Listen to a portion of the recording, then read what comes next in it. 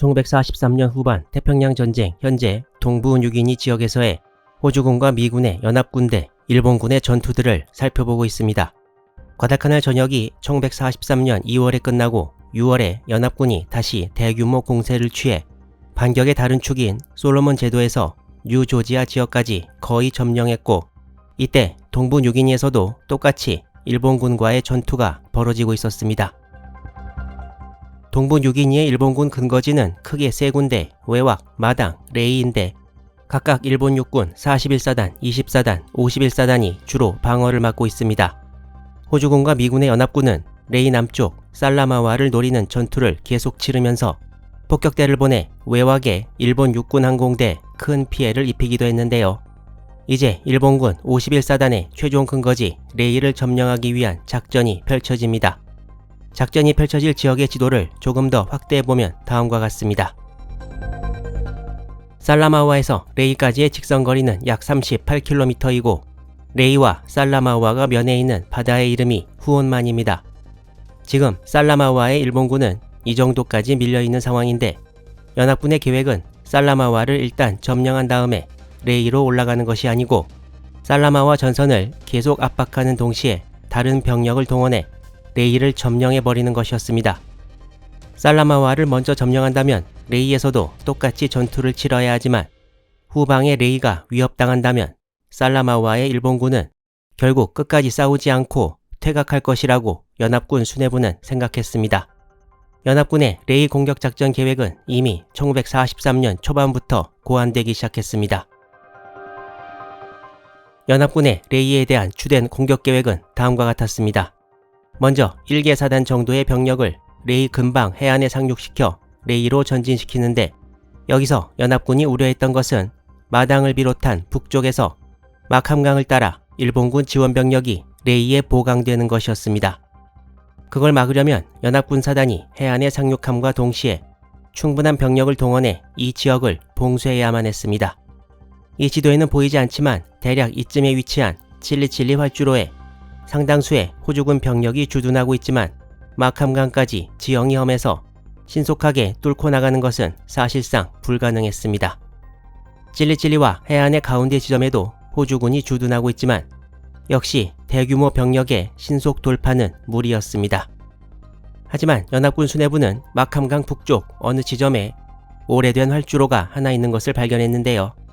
따라서 마캄밸리라고 일컬어지는 이곳을 장악하기 위한 연합군의 작전은 공수부대를 강화시켜 오래된 활주로를 신속히 점령한 다음에 공수부대원들과 육지를 통해 마캄강을 건너 투입된 소규모의 호주군이 신속히 활주로 보수 공사를 해서 대규모 병력이 항공기를 이용해 내릴 수 있게 하고, 이렇게 항공기로 수송된 부대가 마당에서 레이로 오는 길을 막는다는 것이었습니다.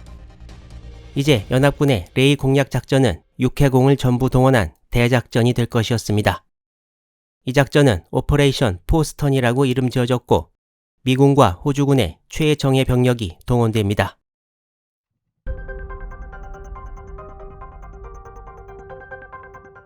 호주는 2차 대전 때 상당한 국력을 기울여 연합군 편에서 싸웠습니다. 호주 육군은 2차 대전이 시작되자 해외 원정을 위해 세컨드 오스트레일리안 임페리얼 포스 AIF를 편성하는데, 퍼스트 AIF는 1차 대전에 참전한 부대고 세컨드는 2차 대전입니다. 세컨드 AIF에는 처음에 이렇게 보병 6, 7, 8, 9사단과 1기갑사단이 포함되었습니다. 또한 이 채널 시리즈에서 호주군 3사단과 5사단 등이 싸우는 장면이 소개되었는데요. 이 사단들은 밀리샤라고 불렸고 AIF와는 다른 호주 육군이었습니다. 호주군 부대를 표기할 때 이렇게 앞에 E/를 붙이는 경우는 밀리샤 소속이 아니라 세컨드 AIF 소속 부대라는 것을 나타내기 위함입니다.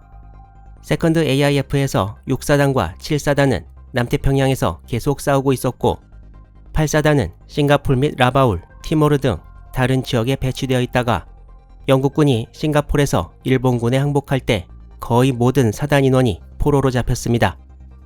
호주군으로서는 아주 치욕적인 결과라고 할 수 있는데요. 결국 전쟁이 끝나고 잡혀있던 호주군 8사단 병력 중 3분의 1은 돌아오지 못했습니다. 그리고 9사단이 남았는데 9사단은 세컨드 AIF와 밀리샤 부대를 통틀어 최정예 부대로 이름이 나 있었습니다. 구사단은 1941년 초부터 중동에 파견돼서 전투를 치르기 시작했고, 특히 북아프리카 전선에서 엘 알라메인 전투 등에도 참가해서 연합군의 큰 승리에 보탬이 되기도 했습니다. 구사단은 태평양 전쟁 발발 후 일본의 호주에 대한 위협이 현실화되자 1943년 2월 귀국한 이후 훈련을 거쳐 남태평양에서 첫 임무를 맡게 되는데, 그것이 바로 레이 상륙작전이었습니다. 호주 육군 구사단장은 1943년 3월부터 지휘를 맡은 조지 우튼 소장이었습니다.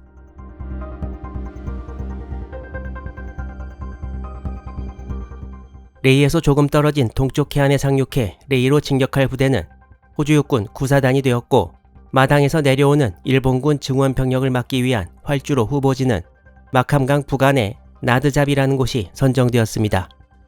이제 여기에 강하에서 활주로를 장악할 공수부대를 골라야 하는데, 이 임무를 맡을 부대로는 미육군의 503 낙하산 보병연대가 선정되었습니다. 503 낙하산 보병연대는 1942년에 편성되어 계속 훈련을 받았는데, 미니시리즈 밴드 오브 브라더스에 나오는 506 낙하산 보병연대는 503 연대와 비슷한 1942년에 편성돼서 결국 유럽 전선으로 가게 되는데요. 503 연대는 태평양 전선에 최초로 파견된 공수부대가 되었습니다. 503 낙하산 보병연대의 지휘관은 케네스 H. 킨슬러 대령이었습니다. 당시 503 낙하산 보병연대는 호주 북쪽 고든베일에 이미 진주해 있었는데, 원래는 나드잡 강하에 연대 총병력 2,000명 중 1개 대대만 투입하려다가 나드잡 주위에 지형을 볼 때 커버해야 할 지점들이 많아서 결국 전체 연대 병력이 작전에 투입되게 되었습니다. 이에 503 낙하산 보병연대 전체 병력은 1943년 8월 23일 극비리에 동부 뉴기니 남쪽 포트 모레스비로 이동했습니다. 공수부대가 활주로를 장악하고 보수공사를 한 이후에 투입될 호주군은 조지 베이시 소장이 지휘하는 같은 세컨드 AIF 소속의 호주 7사단이었습니다. 베이시 소장은 미군 폭격기를 타고 직접 나드잡 상공을 8월 7일에 시찰했습니다. 7사단 25여단은 작전 개시일 2일 후에 찔리찔리 비행장에 집결해서 활주로 정상 가동 소식이 오면 나드잡으로 이동할 계획이었고, 7사단 21여단은 이후 포트 모레스비에서 바로 나드잡으로 이동하게 되었습니다. 북서쪽에서 내려올 일본군을 막을 방어선이 나드잡을 중심으로 형성되면 7사단 병력도 레이를 향해 진군할 계획이었습니다.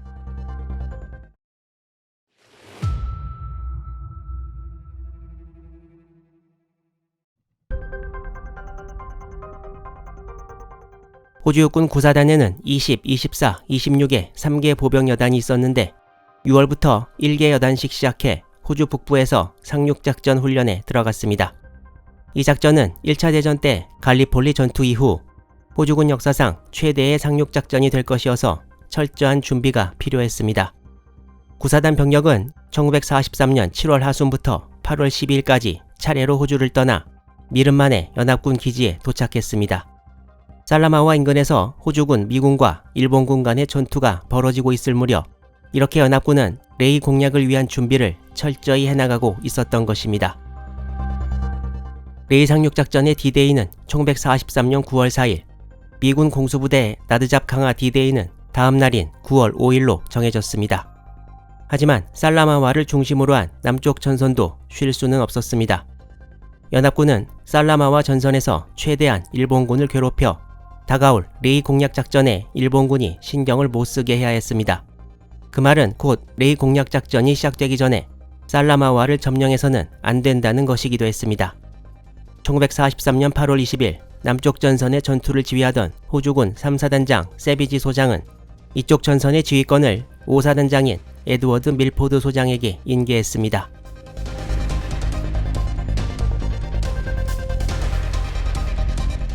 이건 이전 영상에서도 나온 당시 살라마와 인근 일본군 전선인데요. 8월 20일 이후 살라마와 전선의 상황에 관해 일본군 스스로 기록한 바에 의하면 연합군은 절대적으로 우세한 공군으로 완전히 제공권을 획득했으며, 연합군 정찰기가 낮에 항상 상공을 초계하면서 아군 병사 단 한 명의 행동도 놓치지 않는다고 말하고 있습니다. 또한 일본군 측에서 수상하게 움직이는 징후만 보이면 집요하게 기총소사를 반복한다고 기록하고 있습니다. 또한 일본군은 레이에서 살라마와까지의 보급 및 지원을 레이에서 단정을 이용해 야간에 이동하는 방법을 자주 취했는데 연합군은 레이 근처 마캄강 하구에 일본군이 단정을 숨겨놓는 위치를 파악해서 전투기가 공격을 퍼부었고 야간에도 레이에서 살라마와로 가는 연안해상을 저공으로 초기하면서 무언가 보이기만 해도 공격을 가하는 실정이었다고 적고 있습니다. 또한 공중뿐 아니라 해상에서도 미군 어뢰정이 해안에 수시로 출몰해서 일본군이 당시 느꼈던 무력감을 그대로 기록해서 전하고 있습니다. 일본군은 살라마와 전선에서 1143년 8월 23일까지 새로운 방어선에 배치한 병력수를 기록하고 있는데 방어선을 3등분해서 살라마와에서 보기에 우측인 우지구대 382명, 방어선의 중간 지점인 중지구대 400명, 그리고 방어선의 좌측인 좌지구대에 1750명의 병력을 배치했다고 적고 있습니다. 이게 전체 방어선을 정확히 3분의 1로 잘라서 배치한 것인지는 알 수 없고요. 좀 더 자세한 자료를 보면 더 확실히 말씀드리도록 하겠습니다. 또한 전선에 배치된 병력 이외에 51사단 직할 포병대와 예비대 병력은 이 기록만 보면 각종 야포가 총 6문이었던 것으로 보이고 사단 예비대는 보병 제80연대 제1대대 병력 300명이었다고 합니다. 일본 육군 제51사단이 그야말로 형해화되다시피 한 것인데요. 이때 일본군 기록에 나와 있는 또 하나의 상황을 보면 퇴각 시 연합군의 공격으로 인한 혼란으로 병사들의 반합, 수통, 성냥 등이 없어져 버리는 경우가 많아서 밥을 짓는데 어려움을 겪었고 생쌀과 분말 미소시루를 그냥 먹어야 했던 병사들이 많아졌다고도 기술하고 있습니다. 이러한 상황 하에서도 51사단장 나카노 히데미츠 소장은 현재의 방어선을 최후의 1인까지 사수하라는 메시지를 8월 24일 휘하 장병들에게 전달했는데 여기서 뒤로 밀리면 이제 바다밖에 없기 때문에 어쩔 수 없는 상황이었습니다.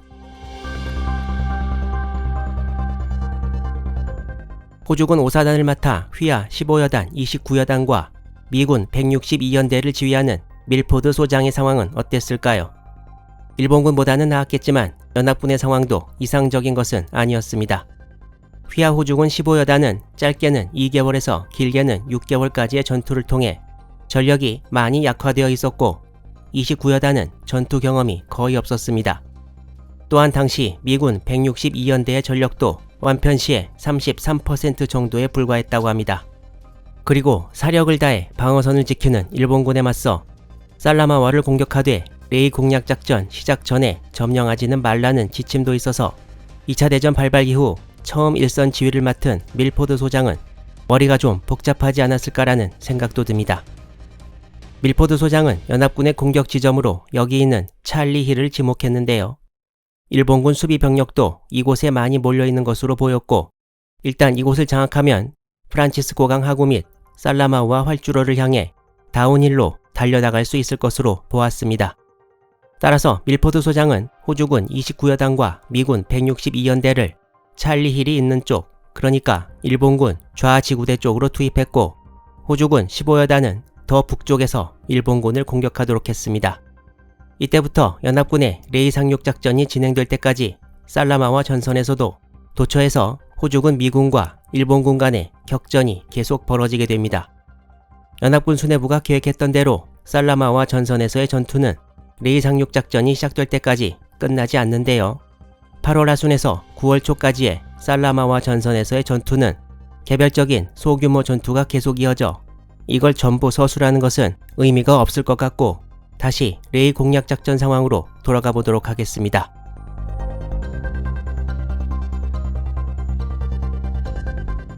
시간은 흘러 1143년 9월 2일이 되었고 호주군 9사단이 수십 척의 수송선에 몸을 싣고 미름만을 떠났습니다. 출항하는 날은 비가 쏟아져서 부두에 도열한 호주군 병사들이 전부 흠뻑 젖었지만 수십 척의 수송선이 바다를 항해하는 모습을 보면서 병사들은 두려움보다 자신감을 얻었다고 호주군 기록은 말하고 있습니다. 9월 3일 오후가 되어서야 호주군 부대는 진짜 목적지가 어디인지 알게 되었고 부대가 상륙할 레이 동쪽 해안 지도가 장교들과 부사관들에게 배부되었습니다. 호주군 병사들은 미군이 제공한 보병 수송선, 탱크 수송선 등에 승선했는데 이때 병사들의 분위기는 호주군 기록에 Excited Anticipation, 즉 흥분된 기대였다고 서술하고 있습니다. 어느 호주군 병사는 이 상륙작전을 1차 대전 때 갈리폴리 상륙과 비교하면서 우리가 이전 선배들처럼 용감히 싸울 수 있을까라는 메모를 하기도 했다는데요. 갈리폴리 전역은 결국 실패로 돌아갔지만 호주군의 레이 상륙작전과 이어지는 동부 뉴기니에서의 전투는 어떻게 진행될지 앞으로의 진행 상황을 기대해 주시기 바랍니다.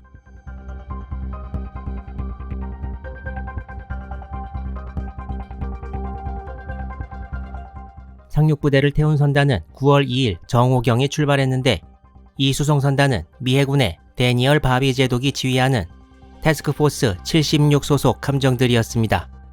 바비 제독의 태스크포스 76은 이미 2개월 전 카트윌 작전이 시작될 때 솔로몬의 한가운데 키리미나와 우드라크 섬에 미군 부대를 성공적으로 상륙시킨 바 있었습니다. 레이 상륙작전을 맡은 호주 육군 구사단에는 20, 24, 26의 3개 여단이 있었는데 각 여단의 부대 마크가 왼쪽부터 20, 24, 26 여단입니다. 사단 마크와 모양은 동일하고 색깔만 다른 건데요. 구사단 중 20여단과 26여단이 먼저 레이를 향해 출항했습니다. 상륙부대는 9월 2일에 출발해서 9월 3일 오전 6시 30분에 부나항에 입항했습니다. 상륙부대는 여러 종류의 함정에 나누어 탑승했는데 당시 미 해군에는 이런 식으로 오래된 구축함을 수송선으로 개조한 함들이 있었고 호주군 병력 중 일부는 이런 함에, 일부는 지난번에 소개했던 랜딩 크래프트 인펜트리, LCI 등에 탑승했습니다. 기록에 의하면 배에 탄 병사들의 입장에서 볼 때 LCI에 타는 것보다 구축함을 개조한 APD에 타는 것이 훨씬 더 편했다고 합니다. LCI는 APD와 마찬가지로 한 척에 약 200명의 병력을 수송하는데 LCI의 길이 전장이 APD의 절반밖에 되지 않았기 때문에 거주성 면에서 많이 불리했고 조리시설도 없었다고 합니다. 이를 알고 있던 연합군 지휘부는 상륙선단이 부나에 입항했을 때 LCI같이 불편한 배에 탑승하고 있던 병사들을 몇 시간 동안 상륙하게 해서 몸을 풀게 하고 전투 식량 이외에 새로 조리한 식사를 하게 했습니다. 상륙선단은 9월 3일 오후 3시에 다시 부나에서 출항했고 지난 영상에서 소개했듯이 이때가 부대의 상륙 예정지가 공개된 시점이었습니다. 기록에 의하면 호주군 병사들 사이에서 상륙 예정지와 관련해 마당, 웨왁, 살라마우아 그리고 심지어 라바우릴 수도 있다는 소문이 돌았다고 합니다. 이때 연합군은 통신감청을 통해 일본군 정찰기가 부나 인근 해역에 연합군 선단이 모여 있다는 걸 보고하는 것을 파악하기도 했습니다. 수송선단은 계속 북쪽으로 항해했습니다.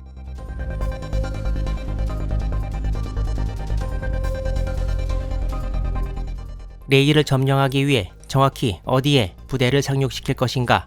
이것도 이미 작전회의를 통해 오래전에 결정되었는데요. 레이에서 동쪽으로 약 27km, 직선거리는 약 21km 떨어진 곳에 강이 흐르는데 이 강 이름이 부소강입니다. 이 강 동쪽 해안이 레드 비치라고 이름 지어졌습니다. 그리고 레드 비치에서 동쪽으로 약 7km 떨어진 해안이 옐로우 비치가 되었고 이 두 해안에 호주군 구사단 병력이 상륙하게 되었습니다. 상륙지는 호주군이 상륙할 때 일본군 야포의 공격을 받지 않도록 야포 사정거리 밖에 위치하도록 결정되었습니다. 상륙 시간과 관련해 호주군 구사단장 조지 우튼 소장은 9월 4일 아직 해가 뜨지 않았을 때 접근해야 일본군의 허를 찌를 수 있고 일본군 항공기가 나타나기 전에 상륙을 최대한 진행시켜야 한다고 주장해서 상륙 시간을 해뜨기 약 1시간 전인 오전 5시 15분으로 할 것을 주장했지만 상륙선단을 이끄는 바비 제독은 생각이 좀 달랐습니다. 9월 3일에서 4일로 넘어가는 밤은 달이 없어서 칠흑같이 어두웠고 너무 깜깜할 때 접근하면 상륙 해안을 제대로 못 알아볼 위험이 있다고 보았습니다. 따라서 논의 끝에 상륙 시간은 일출 20분 후인 오전 6시 30분으로 정해졌습니다. 그 대신 미 해군이 해안에서 함포 사격으로 상륙을 지원하기로 결정되었습니다.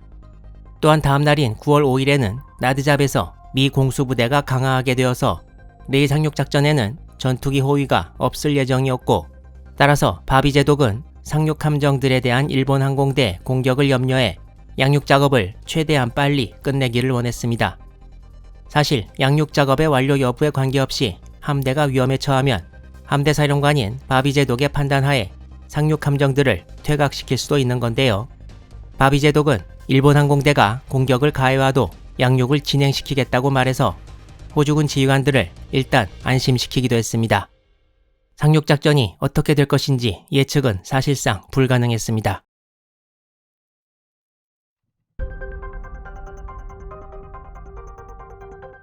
9월 4일 새벽 상륙함대는 계속 해안으로 다가왔습니다. 미 구축함 코닝햄에는 바비제독과 우튼 소장이 탑승하고 있었는데 나머지 상륙함대에 앞서 해안으로 접근해 상륙 지점을 확인했습니다. 코닝햄이 상륙 해안을 확인한 것은 오전 5시 50분이었습니다. 오전 6시 모든 상륙 함정들은 갑판에 있던 병사들에게 밑으로 내려갈 것을 명령합니다. 상륙부대 병사들은 갑판 밑에서 화기를 점검하고 상륙 준비를 서둘렀습니다. 오전 6시 18분 두 척의 고속 수송함에서 히긴스 보트라고 불리는 상륙정에 병사들이 그물을 타고 내려가 자리를 잡기 시작했습니다. 1분 뒤인 6시 19분 5척의 구축함이 해안을 향해 함포 사격을 실시했습니다. 함포 사격이 시작되는 동안 상륙정들은 일제히 해안을 향해 전진했습니다.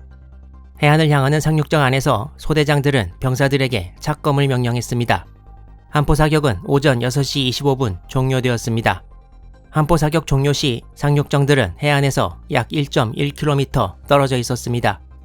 해안이 가까워지면서 상륙정 꾸미에 장착된 기관총이 해안을 향해 불을 뿜었고 곧 상륙정들이 해안에 도착해 병사들이 내리기 시작했습니다. 맨 처음 레드, 옐로우 해안에 도착한 부대는 호주군 구사단 20여 단으로 산하에 13, 15, 17 보병대대가 배치되어 있습니다. 20여 단장은 엘 알라메인 전투에서도 20여 단을 이끈 빅터 윈디어 준장입니다. 20여 단에서는 13대대가 주로 옐로우 해안에 상륙했고 15대대와 17대대는 레드 해안에 먼저 상륙했습니다. 호주군 20여 단이 상륙한 지 30분 후 같이 수송선을 타고 온 미군 부대가 상륙해서 해변에 표식을 설치해서 다음 부대가 상륙 지점을 잘 찾아오도록 했습니다. 해안에서 호주군과 미군의 상륙을 막는 일본군 지상군은 없었습니다.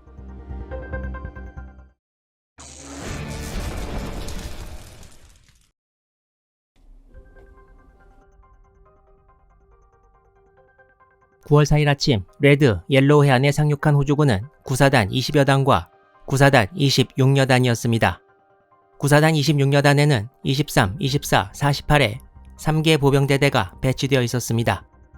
26여 단 병력은 20여 단이 상륙을 마친 이후에 레드 해안에 상륙하기 시작했는데요. 당시 호주군 기록을 보면 세분화된 상륙작전 계획이 나와 있습니다. 글자가 좀 작습니다만 일단 레드 비치의 상륙 개시 HR1은 6시 30분이고요. 6시 45분까지 20여 단이 3번에 나누어서 전부 상륙합니다. 참고로 노르망디 상륙작전도 해안 상륙 개시가 6시 30분입니다. 07시에는 아틸러리, 포병대와 엔지니어, 공병대가 상륙했고 7시 5분에는 26여 단 23대대 주력과 사단 본부가 상륙했습니다.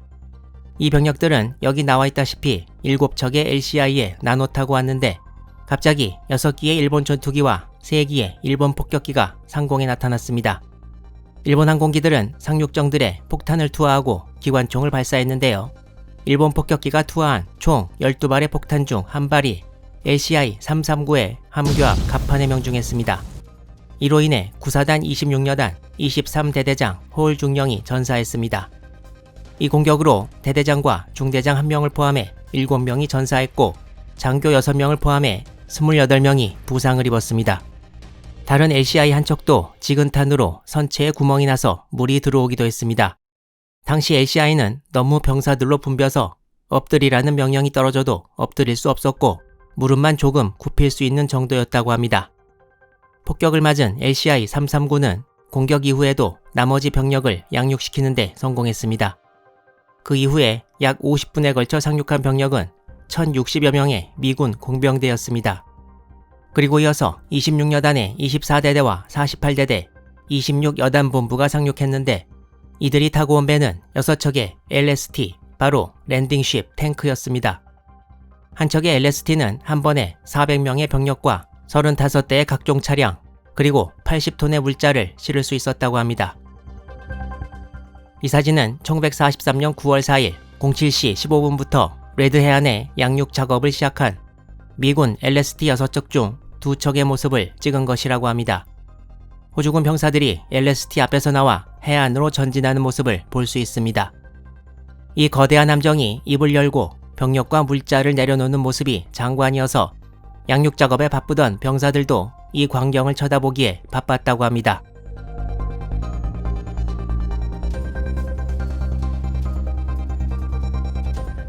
(9월 3일) 오전 10시 30분까지 약 7,800명의 병력과 1,500톤의 물자가 양육되었고 바비제독의 함대는 임무를 완벽히 마치고 철수했습니다.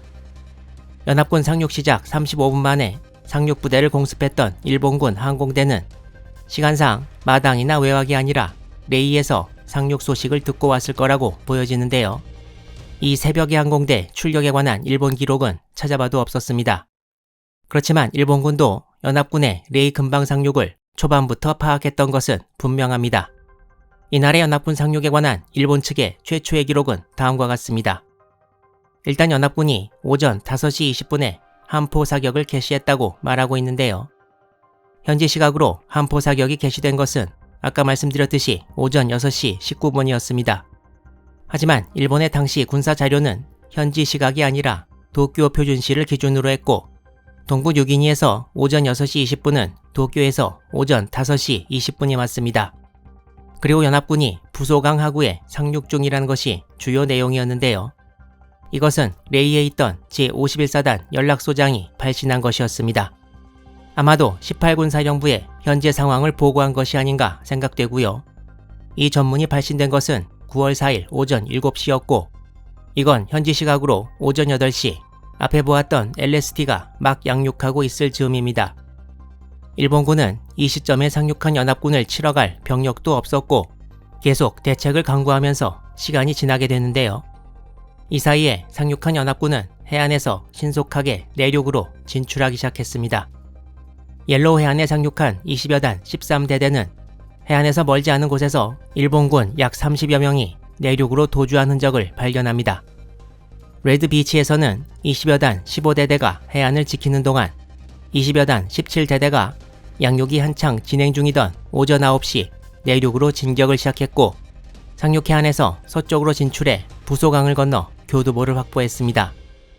구사단장 우튼 소장은 시간 낭비를 원하지 않았고 9월 4일이 저물 때까지 20여 단 17대대뿐만 아니라 26여 단 23대대와 24대대도 부소강을 건너 자리를 잡았습니다.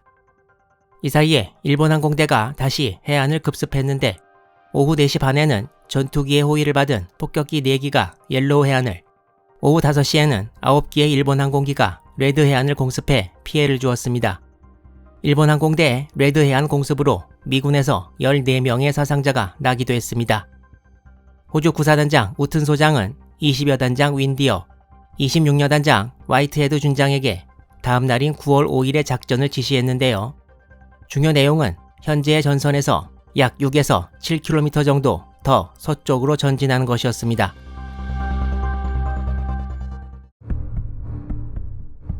이 영상이 포함된 시리즈에서는 태평양 전쟁 중 1943년 9월 초부터 시작되고 있는 동부 뉴기니의 일본군 51사단 근거지 레이를 점령하려는 호주군과 미군 연합군의 작전이 진행 중입니다.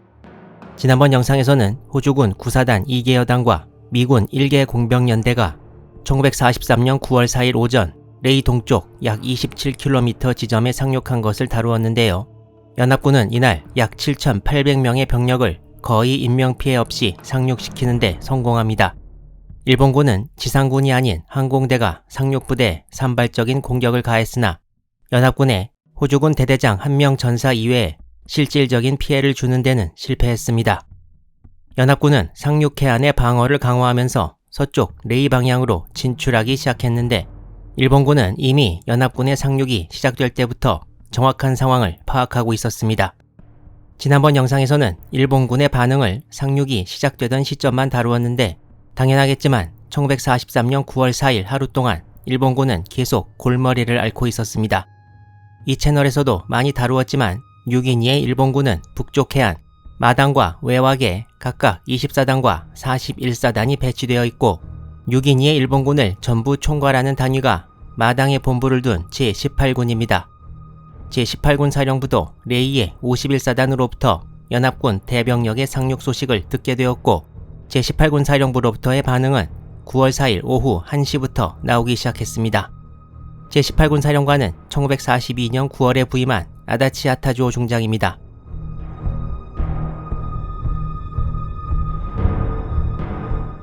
오후 1시에 제18군 사령부는 적정 판단을 포함한 내용으로 전문을 관계 방면에 타전했다고 나오는데요. 여기에는 이미 연합군 상륙의 규모로 볼 때 단순한 소규모 작전이 아니라 일본군에 대규모 공격을 가하는 작전일 것이라는 사령부의 생각을 말하고 있습니다. 레이, 살라마와 이외의 근처 일본군 근거지로는 이곳 핀시아펜이 있는데요. 연합군이 아직 상륙 해안에서 움직이지 않은 상황에서의 적정 파악이다 보니 상륙한 연합군의 목적지가 레이인지 핀시아펜인지는 불명확하다고 말합니다. 일본군의 이러한 혼동은 머지않아 풀리게 됩니다. 하지만 연합군이 서쪽 레이로 가든지 동쪽 핀시아펜으로 가든지에 관계없이 이 시점에서 제18군 사령관 아다치 중장의 뇌리를 스치고 지나간 것은 현재 전투가 벌어지고 있는 남쪽 전선 살라마우아의 방어가 힘들게 되었다는 것입니다. 이제 조용했던 북쪽에서 큰 전투가 벌어지게 되는 만큼 더 이상 레이에서 살라마우아로 지원 병력을 보낼 수도 없고 북쪽 근거지가 떨어지면 살라마우아가 포위당해서 남겨놓는 것이 의미가 없기 때문에 오히려 살라마우아 전선에 있는 병력을 레이 방어에 투입해야 할 실정이었습니다. 따라서 9월 4일 오후 1시에 제18군 전문에서는 살라마우아 지구에서 축차 전진을 개시해서 9월 20일경까지 레이 지구에 병력을 집결시킬 방침이라고 하고 있습니다. 저번에도 한번 나왔지만 여기서 전진은 전자가 한자로 앞전자가 아니고 단어의 뜻이 옮긴다는 의미로 당연히 뒤로 가는 것도 여기에 전진에 해당합니다. 그 외에 마당의 24단을 방금 나온 핀시아펜으로 이동시킨다는 대목도 있으나 9월 4일 오후 1시 전문에서 중요한 내용은 역시 살라마우아 병력의 퇴각이었습니다. 일본군은 연합군이 상륙을 개시한 지 몇 시간도 안 되어 이런 결론을 내린 것입니다. 다만 이것은 아까 말씀드렸듯이 적정 판단 및 앞으로의 계획을 말한 것에 불과하고 살라마우아 주둔 병력을 실제로 퇴각시키는 명령이 내려진 것은 아닙니다. 그리고 여기서 하나 지난 내용과 혼동될 수 있는 점을 말씀드리면 레이와 살라마우아 전부 51사단의 관할 구역이 맞는데 당시 사단 사령부 자체는 살라마우아에 위치해 있었다고 합니다. 하지만 오후 1시에 제18군 전문과는 상반되게 오후 6시에 51사단 전문에서는 레이와 살라마우아를 전부 사수한다는 내용도 존재합니다. 하지만 9월 4일 밤 제18군 사령부로부터 이제는 군 명령이 정식으로 내려지는데 바로 사단의 전 병력을 레이 부근에 집결시켜 이후의 기동을 준비하라는 것이었습니다. 이 명령의 뜻은 누가 봐도 명확한 살라마우아 포기 명령이었습니다. 제51사단장 나카노 히데미츠 중장은 9월 4일 밤에 이 명령에 근거해 살라마우아 사수의 결심을 바꾸고 퇴각을 준비하기 시작했다고 일본 기록은 전합니다. 이 명령과 관련해 당시 51사단 작전 주임 참모였던 이와나가 타모츠 중좌의 당시 사단사령부 분위기를 전하는 전후 회고에 따르면 9월 4일 밤 군 명령이 내려지기 전 나카노 히데미츠 사단장은 식량도 없고 탄약도 없으므로 일선의 병력을 보강해 달라고 할 필요도 없고 그냥 남은 병력을 전부 모아서 연합군에 돌격해서 끝을 보자는 말을 했다고 합니다. 그래서 자신이 51사단이 돌격해서 옥쇄하는 내용의 사단 명령을 작성하고 있던 사이 살라마우아를 포기하고 레이 부근으로 퇴각하라는 18군 명령이 도착했다고 합니다. 결국 51사단 전체 반자의 돌격은 없는 것이 되었는데 처음에는 사단장의 뜻대로 전원 옥쇄를 해서 죽을 각오를 하고 있던 자신도 18군 명령을 보자 살고 싶다는 의욕이 갑자기 생겼다고 전하고 있습니다. 결국 1943년 9월 4일 일본 제18군의 기나긴 하루는 살라마우아 포기와 레이 부근 집결 명령과 함께 저무는 듯 보였지만 동부 뉴기니의 일본군에게는 더 큰 사건이 기다리고 있었습니다. 이 지도는 연합군의 작전 지역을 전부 나타내고 있는데요. 아래쪽에 화살표가 가리키고 있는 곳이 살라마우아이고 9월 4일에 호주군과 미군이 상륙한 위치가 여기쯤입니다. 미군 공수부대가 곧 강화하게 될 나드잡이 이곳이고, 이 지도의 왼쪽 끝부터 오른쪽 끝까지의 거리가 거의 90km 정도 됩니다. 그리고 이곳이 지난 영상들에서 등장한 호주군의 찔리찔리 비행장인데, 503 낙하산 보병연대를 실은 항공대는 남쪽의 포트 모레스비에서 출격해서 찔리찔리에서 최종 대형을 편성한 다음에 여기 보이는 루트를 따라 나드잡에 강화하게 되어 있었습니다. 또한 찔리찔리에서 출발해 마캄강 쪽으로 가는 부대가 있었는데, 이는 특별히 편성된 호주군으로 조 랭 중령이 지휘하고 126명의 공병을 포함 728명으로 이루어진 부대입니다. 이 부대는 미군 공수부대의 강화 이후 마캄강을 건너 나드잡에 진출해서 활주로 보수 작업과 경계 등을 지원하게 됩니다. 이 부대는 9월 2일 이미 찔리찔리를 출발해 목적지로 전진하기 시작했습니다. 이외에 다른 소규모 부대가 찔리찔리를 출발해 보트를 타고 마캄강으로 접근했습니다. 랭 중령의 부대는 구사단이 레이 동쪽에 상륙하던 4일 마캄강 유역에 도착했습니다. 그 외에도 내륙의 호주군 진지에서 출발해 레이와 가까운 마캄강 하구로 진출하는 호주군 부대도 있었습니다. 이 부대는 마캄강 남쪽 일본군이 장악한 마캄 포인트를 9월 4일에 공격했는데, 일본군의 강력한 저항에 마캄 포인트를 점령하는 데는 실패합니다.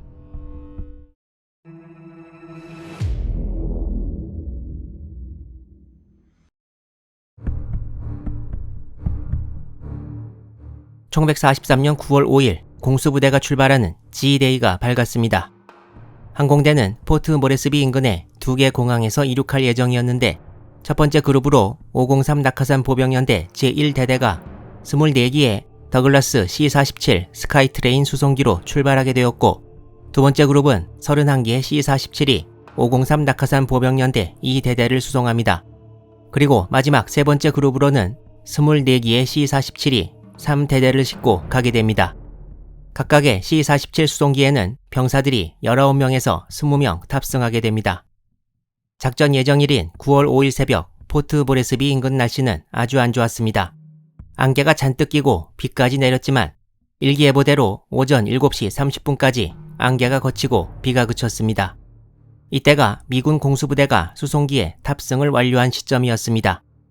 그리고 미군과 같이 수송기에 탑승한 호주군 부대가 있었는데, 바로 호주군의 단포신 25파운드 포와 같이 강화할 병력들이었습니다.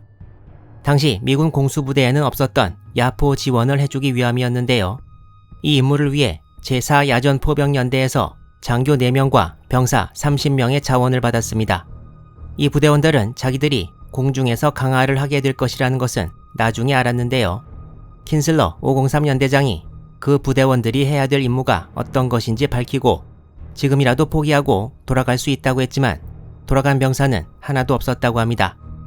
이 부대원들은 8월 30일에 분해된 야포와 함께 강화하는 연습을 치렀는데, 장교 1명과 2명의 병사가 부상을 당해서 결국 실제 강화에서는 빠지게 되었고, 대신 들어온 장교와 연습에 참가 못한 다른 병사들은 결국 G-데이에 생애 최초로 강화를 해야만 했습니다.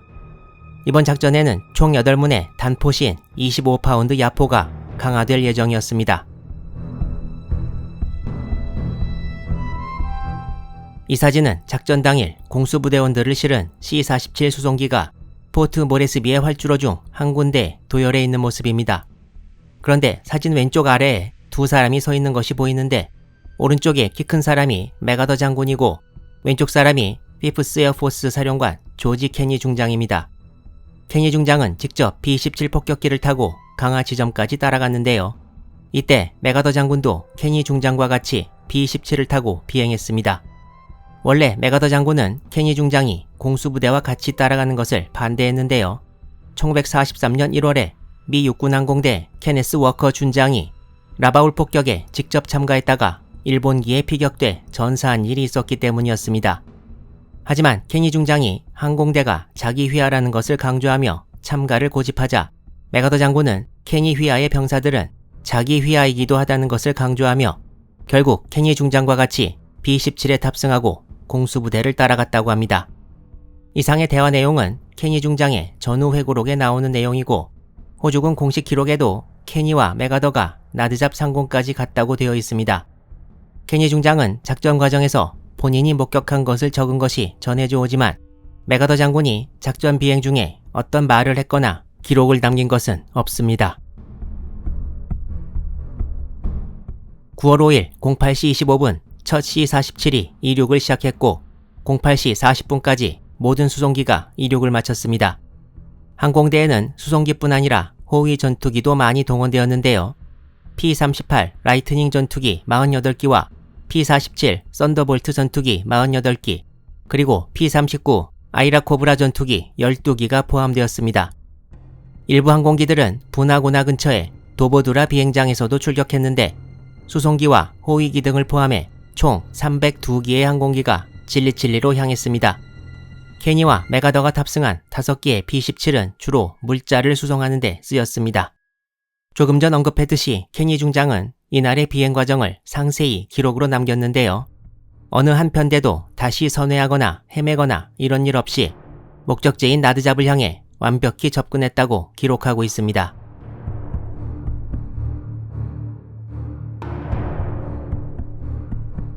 항공대는 칠리칠리에서 다시 대형을 형성하고 나드잡을 향해 전진을 시작했습니다. 나드잡에 가까워지자 본격적으로 강화 준비를 하기 시작했는데요. 먼저 48기의 B-25 폭격기가 폭탄을 투하하고 59경 기관총으로 기총 소사를 하면서 드랍존을 청소하기 시작했습니다. 그리고 7기의 A-20 해복이 드랍존에 연막탄을 투하하기 시작했습니다. 이 다음 차례는 전투기의 근접 호위를 받으면서 다가오는 C-47 수송기 편대였습니다. 이것은 호주군 기록에 나와 있는 나드잡 강화 계획 지도입니다. 동그라미 친 이곳이 나드잡이라고 되어 있고요. 아래쪽에 마캄강이 흐르는 것이 보입니다. 이 두 지역이 미군 항공대 폭격, 기총소사, 연막탄 투하가 집중된 곳입니다. 그리고 이곳에 에어필드, 연합군이 노리는 활주로가 있습니다. 아까 25파운드 야포와 함께 강화할 호주군 부대 말씀을 드렸는데요. 이 사진은 그 임무를 맡은 호주군 병사들이 9월 5일 아침 나드잡으로 가는 수송기 안에서의 모습을 찍은 것입니다. 공수부대원들은 오전 10시 20분 강화를 시작했습니다. 이 사진은 10시 20분부터 시작된 나드잡 강화 모습을 찍은 것인데요. 사진이 더 있을 것으로 생각되지만 현재 찾아볼 수 있는 것은 이것이 유일합니다. C-47 수송기들과 강화하는 병사들, 그리고 이미 지상에 도착한 병사들이 보입니다. 구름처럼 보이는 것은 아까 말씀드린 A-20 해복에서 투하한 연막탄에서 뿜어져 나오는 연기입니다. 이 사진을 찍은 항공기에는 호주군 7사단장 조지 베이시 소장이 탑승하고 있었다고 합니다. 강화 과정 그리고 강화 직후에 일본군의 공격은 없었습니다. 503 낙하산 보병연대 병사들은 예정된 집결 지점에 서둘러 모이기 시작했습니다.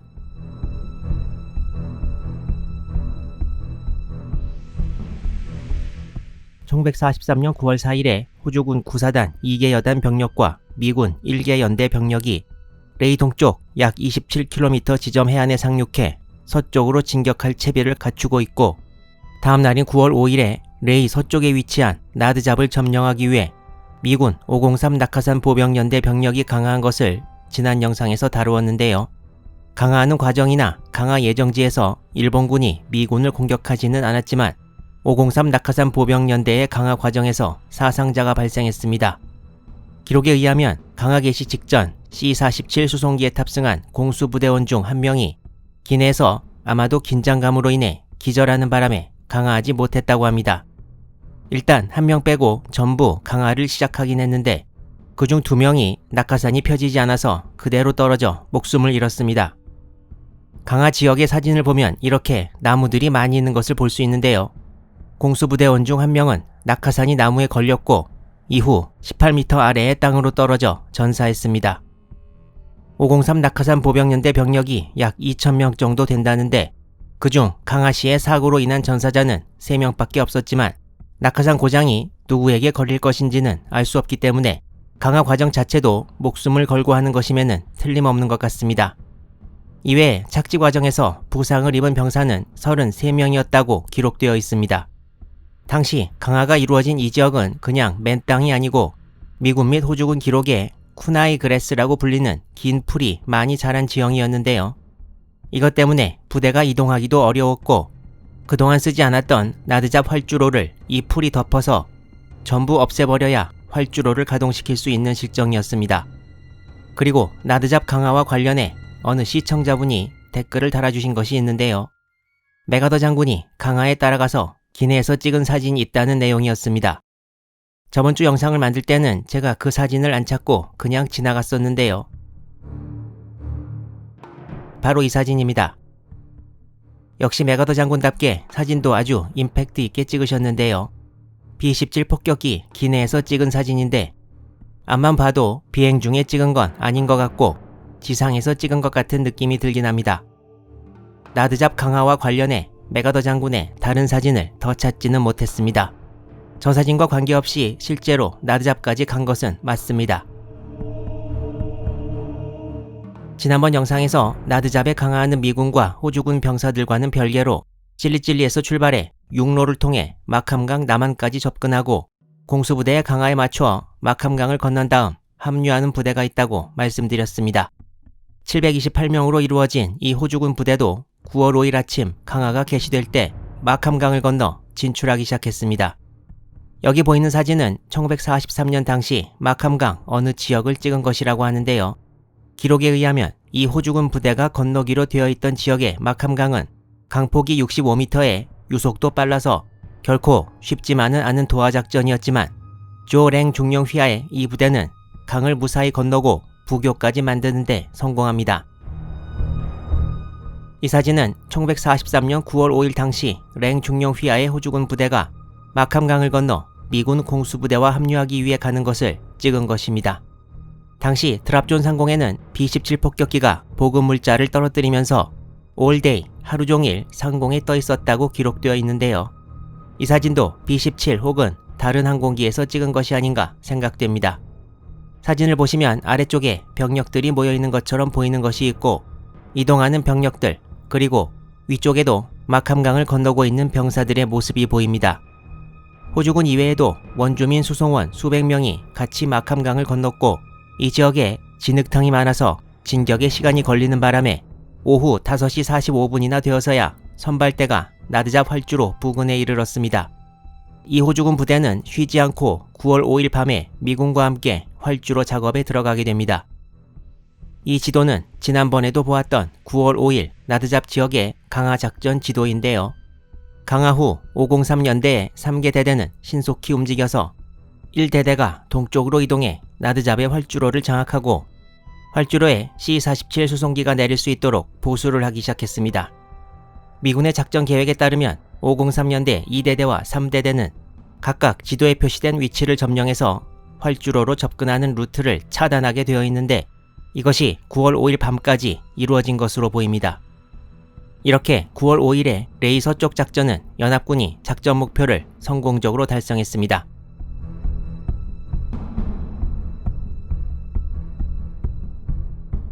이제 다시 레이 동쪽에 상륙한 호주군 구사단 상황으로 가보겠습니다. 이제 작전 3일째 9월 6일이 밝았습니다. 이 지도에 작은 글씨로 호주군이 상륙한 레드와 옐로우 해안이 표시되어 있는데요. 대부분이 레드 해안에 상륙했고 옐로우 해안에 상륙한 부대가 구사단 20여 단의 13대대입니다.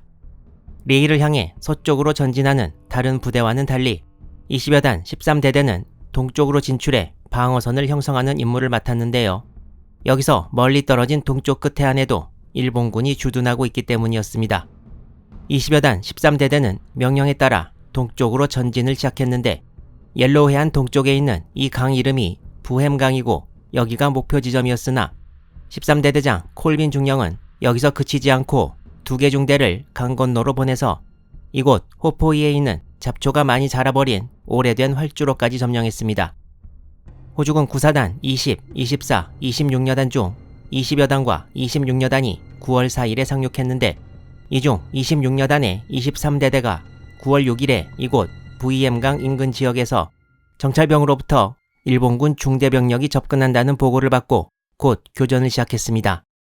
지난번에도 언급했지만 호주군 구사단 26여단에는 23, 24, 48에 3개 보병대대가 있고 20여 단 소속은 13, 15, 17대대입니다. 여단 마크 안의 숫자는 제가 임의로 집어넣은 것입니다. 그리고 같은 날 오전 10시 30분에는 20여 단 17대대가 이쪽 인근에서 일본군의 박격포 공격을 받고 16명의 사상자가 났습니다. 호주군은 일본군 배후로 병력을 보내 일본군 부대를 포위하려고 했으나 일본군은 이를 눈치채고 퇴각했습니다. 이 지도는 9월 6일에 해안에서 벌어진 호주군과 일본군의 교전 상황을 나타내는데요. 호주군 26여단, 23, 24대대 일부 병력이 일본군을 압박하는 것이 보입니다. 이때 일본군 병력은 약 80여 명이었던 것으로 추정되고 있습니다. 곧 벌어진 전투에서 일본군은 호주군의 공격으로 20여 명의 전사자가 났고 호주군은 2명의 일본군이 수류탄을 꺼내 스스로 목숨을 끊었다고 기록하고 있습니다. 호주군 기록은 여기서 일본군이 클래스핑 그러네이즈 투 데어 체스트, 수류탄을 가슴에 끌어안았다, 뭐 이런 말인데요. 수류탄 신관부를 철모에 찍은 다음에 움켜쥐고 터뜨리는 방법이 영화 이오지마에서 온 편지에도 묘사되어 있습니다. 이건 예전 영상에 들어갔던 사진인데 배경은 1943년 1월 분하고나 탈환전이고요. 호주군을 피해 바다에 들어간 일본군 병사가 수류탄을 철모에 찍는 장면입니다. 이렇게 80여 명 중 20여 명을 잃은 일본군은 나머지 60명이 레이 쪽으로 퇴각했는데 지도에 보이는 분가강 하구에서 또다시 호주군과 교전이 벌어집니다. 9월 6일 오후 2시경 여기서 일본군이 소수의 호주군을 향해 공격을 가해왔는데요. 일본군은 결국 공격에 실패하고 호주군도 4명이 전사하는 피해를 입습니다. 여기서 또 하나 일본군의 특이한 점을 호주군이 기록해 놓은 것이 있는데 일본군은 항상 공격을 개시할 때 나팔을 불고 함성을 지르면서 돌격해왔고 이건 오히려 호주군이 일본군의 공격 시점과 방향을 미리 알아차리고 대비하는 데 도움이 되었다고 합니다. 일본군은 레이 방향으로 다시 퇴각했고 호주군도 동쪽으로 물러났습니다. 호주군의 진격을 지체시키려는 일본군의 노력은 큰 성과를 못 거두었습니다.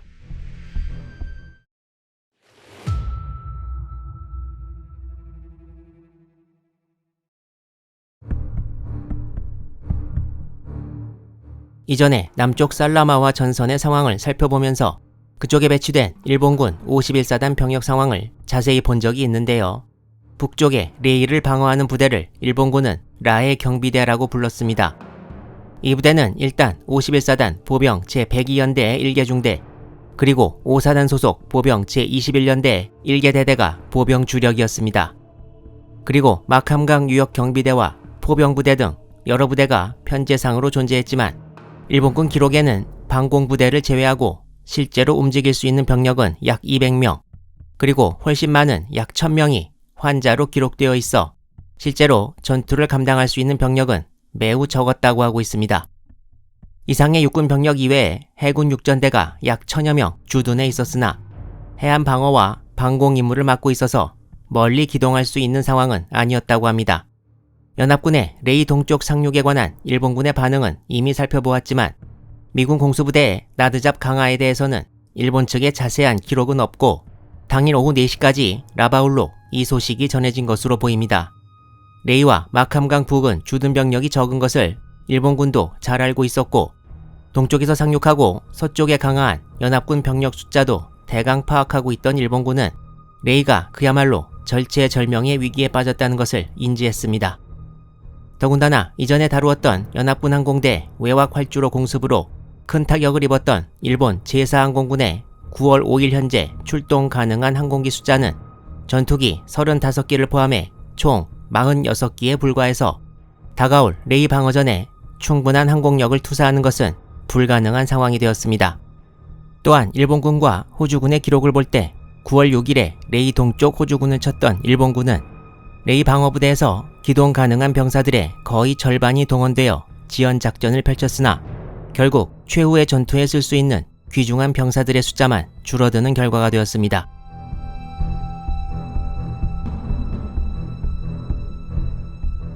레이 서쪽 나드잡 지역의 9월 6일 상황입니다. 연합군은 최대한 빨리 나드잡 활주로를 수송기가 착륙할 수 있게 만들어야 했습니다. 강화 당일인 9월 5일에 어느 정도 작업이 진행되었는지는 확인할 수 없지만 당시 호주군 기록에 의하면 9월 6일은 오전 7시부터 작업이 시작되었습니다. 미군 공수부대원, 공병, 호주군에 짐을 이고 온 원주민들까지 동원돼서 빨리 항공기가 착륙할 수 있도록 모든 인원이 작업에 매달렸습니다. 호주군 기록에는 이를 all in go라고 표현하고 있습니다. 공수부대와 다른 병사들의 보급이 이 활주로 보수에 달려 있었습니다. 이것은 작업이 계속 진행 중인 나드잡 활주로를 어느 시점에 찍은 것이라고 합니다. 연합군 인원들은 먼저 활주로에 아무렇게나 자란 풀들을 잘라냈고 잘라낸 풀들을 모아서 바로 태웠습니다. 중장비는 당연히 없었기 때문에 모든 작업은 손으로 이루어졌습니다. 원래는 글라이더 14기가 활주로 보수용 장비를 싣고 착륙하기로 되어 있었으나 일단 일본군 저항이 없었고 글라이더 조종사들이 별로 경험이 없다는 점이 고려되어 글라이더를 이용한 장비 공수는 취소되고 수작업으로 활주로 보수가 명령되었습니다. 기록에 의하면 오전 9시 40분 파이퍼 J3 컵 1기가 미군 공병대 지휘관 우드베리 대령을 싣고 나드잡 활주로에 착륙했습니다. 9월 6일 작업이 시작된 지 2시간 40분 만에 처음 항공기가 착륙한 것입니다. 작업은 계속 진행되어 오전 11시에는 3기의 C-47 수송기가 착륙에 성공했습니다. 이 사진은 나드잡 활주로에 착륙한 수송기를 찍은 것인데요. 9월 6일 당일은 아니어도 활주로가 가동된 지 얼마 안 된 시점에 찍은 것입니다. 사진 오른쪽 위에 검은 연기는 활주로에서 베어낸 풀을 모아 태우는 연기입니다. 이 사진도 가동 초반부에 나드잡 활주로를 찍은 사진입니다. 기록에 의하면 오전 11시까지 460m 길이의 활주로가 1000m로 확장되었습니다. 작업이 계속되는 동안 항공기들은 계속 착륙했습니다. 9월 6일 오후 2시부터 5시까지 약 40기의 항공기가 착륙에 성공했습니다. 이 항공기들 중 많은 수가 미군, 호주군, 공병대원들을 수송했고 혹시 있을지 모를 일본군의 공습을 대비해 대공포들도 나드잡으로 수송되었습니다. 호주군 기록에는 9월 6일 나드잡 활주로 일대는 활주로에서 제거한 풀을 태우는 검은 연기와 함께 저물어갔다고 되어 있습니다. 이때까지 나드잡 활주로에 대한 일본군의 공격은 전혀 없었습니다. 연합군의 신속한 작업으로 이제 나드잡 활주로는 점점 수송 기능을 갖춰나갔습니다. 이제 남쪽으로 320km 떨어진 포트 모레스비에서 직접 나드잡으로 병력을 항공기로 수송할 준비가 갖춰져 나가는 건데요. 이미 찔리찔리에는 호주군 7사단 본부와 7사단 25여단 25대대가 포트 모레스비로부터 공수되어 있었습니다. 일본군은 레이 동쪽의 호주군 9사단보다도 오히려 나드잡 활주로로 직접 쏟아져 들어올 연합군이 더 위협이 되는 상황인데요. 작전 시작 3일 만에 일본군의 전세는 계속 악화되어만 가고 있었습니다. 쉬지 않고 이어지는 연합군의 레이 공략 작전 계속됩니다.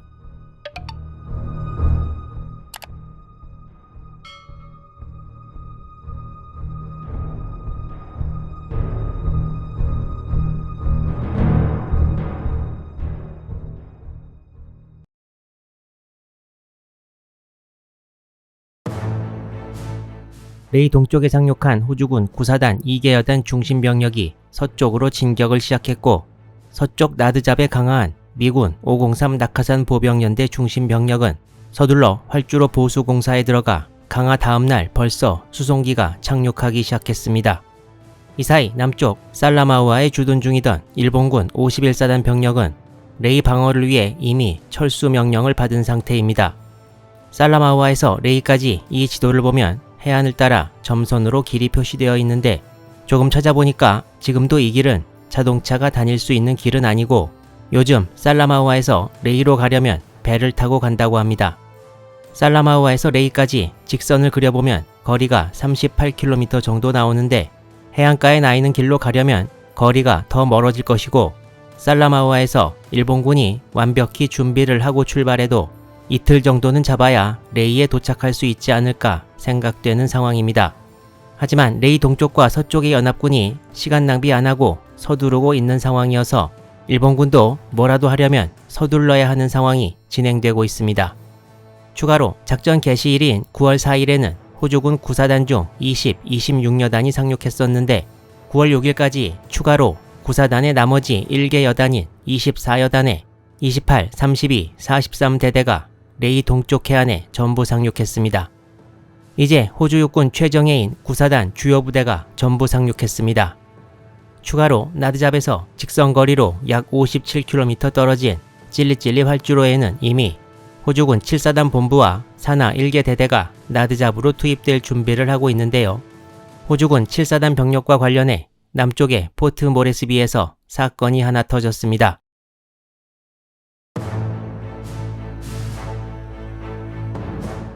포트 모레스비는 호주와 마주보고 있는 동부 뉴기니의 전략적 요충지로 일본군은 개전 초반부터 이곳을 점령하려고 무던히도 시도했는데요. 사노해 해전도 일본군의 이곳 점령 의도와 관련이 있었고, 일본군이 동부 뉴기니 끝을 돌아서 포트 모레스비로 오려다가 패한 전투가 영상으로도 제작했고 지난번에 말씀드린 미름만 전투였습니다. 돌아가는데 실패하자 일본군은 산맥을 가로질러 넘어오려고 시도했고, 이 와중에 벌어진 전투가 코코다 트랙 전투였습니다. 이 사진은 당시 포트 모레스비 항구의 모습을 보여주고 있는데, 사진에 보이는 뒤쪽 산지를 넘어가면 항공대를 위한 활주로가 있습니다. 이 사진은 당시 포트 모레스비 인근 연합군이 쓰던 활주로들을 보여주고 있는데, 아래쪽에 항구와 바다가 보이고 동그라미 친 곳이 전부 비행장입니다. 지금 여기에는 총 6개만 나와 있는데 실제 비행장 개수는 8개였다고 합니다. 이 비행장들이 포트 모레스비 에어필드 컴플렉스를 형성했고, 그중 가장 큰 것이 여기에 잭슨 드롬이었습니다. 조금 전에 말씀드렸듯이 찔리찔리에 호주군 7사단 병력이 도착해 있었는데, 7사단의 3개 여단 중 하나인 25여단의 25대대 병력이었습니다. 25여단에는 25대대 이외에 31대대와 33대대가 있었는데, 1943년 9월 7일 오전 3시 30분 포트 모레스비의 주둔에 있던 33대대 병력에 기상명령이 내려졌고, 찔리찔리 활주로행 항공기 탑승을 위해 인근 3개 비행장으로 전 병력이 트럭에 타고 이동을 시작했습니다. 그 3개 비행장은 잭슨, 워드, 듀런드였습니다.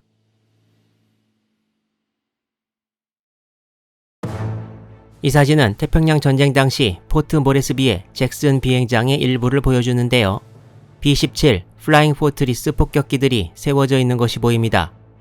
이 길을 따라 폭격기가 움직여서 택싱을 해서 활주로로 가게 되어 있는 건데요.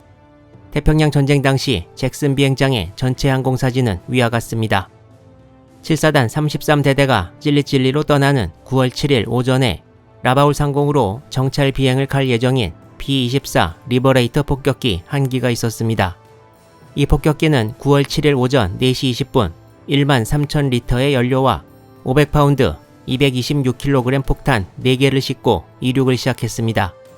이륙 당시 아직 해가 뜨지 않아 비행장 전체가 암흑에 쌓여 있었습니다. 이때 아까 소개했던 33대대를 태운 트럭들이 서서히 비행장으로 진입하고 있었는데, 당시 증언에 의하면 갑자기 폭격기 1기가 저공으로 트럭들 위를 지나갔다고 합니다. 바로 조금 전에 소개한 라바울행 B-24 리버레이터였습니다. 이 폭격기가 너무 낮게 날아서 트럭에 탑승한 병사들이 움찔할 정도였다고 하는데요. 이때 벌써 폭격기에 문제가 생겼던 것으로 보입니다. 이 리버레이터 폭격기는 곧 비행장 근처 나무에 충돌하고 폭발했는데, 충돌하면서 33대대 병력이 타고 있던 트럭 5대를 덮쳐버렸습니다. 리버레이터의 연료에 불이 붙고 싣고 갔던 폭탄이 폭발하는 바람에 15명의 병사가 바로 사망했고 44명의 병사가 부상을 입고 치료 중 사망했습니다. 근처에 있던 호주군 병사들이 구조를 시도했으나 너무 불길이 세서 빠른 시간 내에 다친 병사들을 빼내올 수 없었다고 합니다. 트럭 5대에 탔던 병사들은 전부 죽거나 부상을 입었습니다. 폭격기 폭발로 인한 불길을 전부 잡는 데는 1시간이 걸렸는데, 시간을 낭비할 수 없어 33대대의 나머지 인원 540명과 여단 본부는 예정대로 수송기에 탑승하고 찔리찔리로 향했습니다. 이 사진은 당시 화재를 진압하고 나서 4번과 5번 트럭의 잔해를 찍은 것이라고 하고요. 여기에는 5번 트럭의 잔해를 좀 더 자세히 볼 수 있습니다. 이 사진에서도 9월 7일 낮에 찍은 전소된 트럭 중 하나를 볼 수 있습니다. 위의 사상자 숫자 이외에 리버레이터에 타고 있었던 승무원들도 전부 전사했습니다. 이때 나드잡 활주로에서는 9월 7일 하루 동안 계속 활주로 보수 등 앞으로 레일을 향해 동쪽으로 전진할 준비를 계속 갖추어 나가고 있었습니다. 이제 다시 동쪽 전선 상황을 살펴보겠습니다.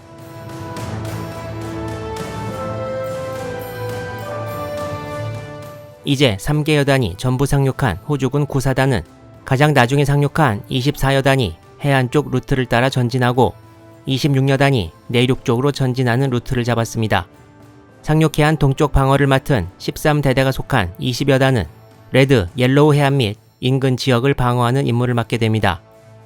9월 7일 전날 밤에 내린 비로 호주군은 흠뻑 젖은 채 진흙탕 속에서 전진했습니다.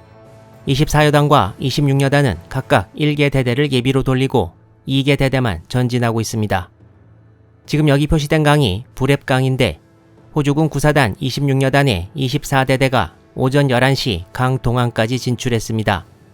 이어서 26여단의 23대대 그리고 코만도 유닛인 제4 독립중대도 합류했습니다. 26여단의 2개 대대는 해안에서 약 8km 내륙으로 들어간 지점에 진지를 구축합니다. 해안으로 진격하는 호주군 24여단 병력도 26여단에 맞춰 전진했습니다. 9월 7일 기록에 따르면 일본군 제51사단장 나카노 히데미츠 중장이 일이 잘 풀리지 않을 경우 레이를 포기할 수밖에 없다는 생각을 했다고 합니다. 그도 그럴 것이 이미 동쪽과 서쪽에서 연합군이 압박을 가해오고 있고 연합군과 일본군의 병력 차이도 워낙 크다는 것을 이미 알고 있었기 때문이었습니다. 9월 7일 밤은 전날과 같이 레이 인근에 집중호우가 쏟아졌다고 합니다.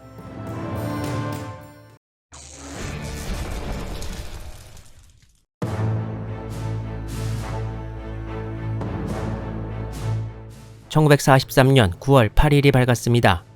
레이 동쪽 해안에 연합군이 상륙한 지 5일째입니다. 레이 근처에 있는 이 강 이름은 부수강인데 호주군 구사단장 우튼 소장은 선두에 서서 전진하고 있는 2개 대대에 9월 8일 부수강을 건널 것을 명령했습니다. 선두 2개 대대는 내륙으로 전진하는 26여단의 24대대와 해안으로 전진하는 24여단의 28대대였습니다. 간밤에 내리던 비는 동이 트면서 멈췄지만 길이 전부 진흙탕으로 변해 전진하기는 매우 어려웠다고 합니다. 내륙의 24대대는 직접 길을 만들면서 전진해야 했는데 이 때문에 1시간에 겨우 300m 정도 전진할 수 있었고 당일 내에 부수강을 건널 수 있을지 의문시 되는 상황이 되었습니다. 이 지도는 9월 8일 호주 구사단의 진출 상황을 좀 더 자세히 나타내는 지도입니다. 이 강이 방금 등장했던 부수강이고 26여단 24대대가 내륙을 통해 부수강으로 전진하는 루트가 표시되어 있습니다. 또한 같은 날 24여단의 28대대가 해안을 따라 부수강으로 접근하고 있습니다. 28대대는 9월 8일 오후 4시경에 부수강 동안에 도착했습니다. 28대대는 부수강 건너편에서 일본군 병사 2명을 목격했는데 강 건너편에 일본군이 있을 것이라 생각한 28대대장 노먼 중령은 28대대가 부수강 도하를 시도한다면 공격을 받을 것이라고 보았습니다. 간밤의 폭우로 물이 크게 불어나 건너는 것도 쉬운 일은 절대 아니었습니다. 더군다나 강폭도 강 하구 지역에서는 최소 600m 이상이었고 깊이도 최소 1.5m 이상 되어서 그냥 건너는 것은 불가능한 상황이었습니다.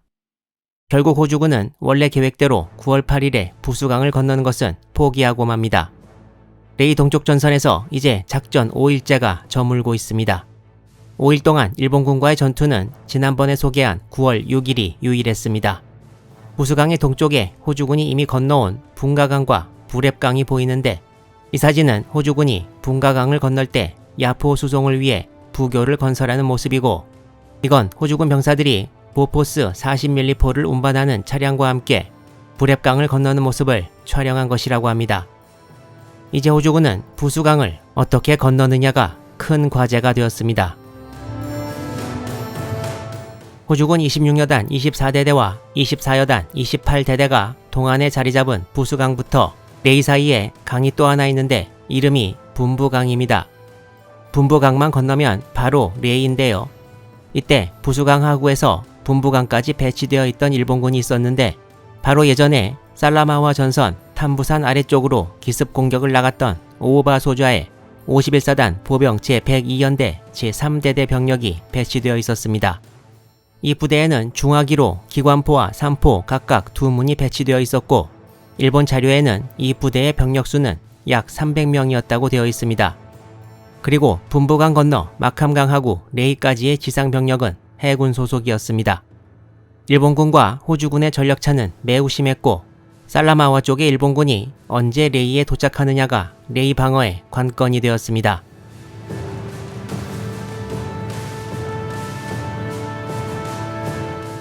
레이 서쪽의 나드잡 활주로에서는 계속 호주군 병력이 보충되고 있었습니다. 이제 수송기가 내릴 수 있을 정도로 보수가 된 나드잡 활주로에는 하루에도 최소 50에서 60기의 항공기가 착륙을 하면서 물자와 병력을 수송했는데요. 9월 8일에는 이미 이전부터 찔리찔리에 와 있던 호주군 7사단 25여단 25대대와 불의의 사고를 당했던 33대대 병력 일부가 찔리찔리에서 나드잡으로 수송됩니다. 이제 나드잡에는 503 낙하산 보병연대 병력과 마캄강을 건너온 호주군 이외에 호주군 최소 1개 대대 이상이 보강되었습니다. 연합군은 레이 방향으로 항공 정찰을 실시했는데 나드잡에서 지도상에 그려진 이 선까지 일본군이 없음을 확인합니다. 이어서 25여단의 남은 대대인 31대대와 여단 본부가 9월 8일 오후 12시 25분 포트 모레스비에서 이륙했으나 중간에 오웬 스탠리 산맥에서 난기류를 만나 포트 모레스비로 회항했습니다. 이렇게 9월 8일 서쪽 전선에서는 연합군의 레이 방향 진출은 시작되지 않았고 계속 병력을 보강하면서 시간을 보내게 됩니다. 1943년 9월 8일 현재 상황을 보면 레이 동쪽의 구사단 병력들은 레이에서 약 5km도 채 안 되는 전선까지 진출해 있는 상황인데요. 그에 반해 나드잡에 공수된 연합군은 아직 출발을 못해서 레이까지의 거리는 약 25km 정도나 되었습니다. 9월 8일 나드잡에는 112기의 항공기가 착륙했다고 기록되어 있는데요. 비록 25대대와 33대대 일부만 공수되어 있는 상황이었지만 조지 베이시 호주군 7사단장은 25여단장 켄 이더 준장에게 9월 8일 레이로의 전진을 시작할 것을 명령했습니다. 호주군의 동쪽으로의 전진은 다음 날인 9일 시작됩니다. 한편 일본군도 나드잡에 상당 규모의 연합군이 있다는 사실을 알고 있어서 레이 경비대 소속인 독립공병 제15연대 약 200명을 서쪽으로 파견해서 일본군 계획으로는 대략 이 지점까지 확보해서 방어선을 형성하도록 명령했습니다. 이때 남쪽 살라마우아의 일본군이 움직이기 시작했습니다.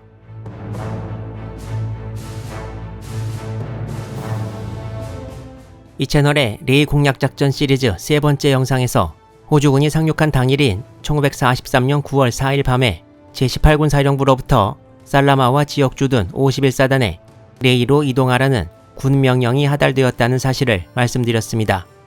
이후 51사단장 나카노 히데미츠 중장이 살라마우아 지역의 51사단 병력에 레이로의 퇴각을 명령하는데 이 시점이 9월 8일 정오였습니다.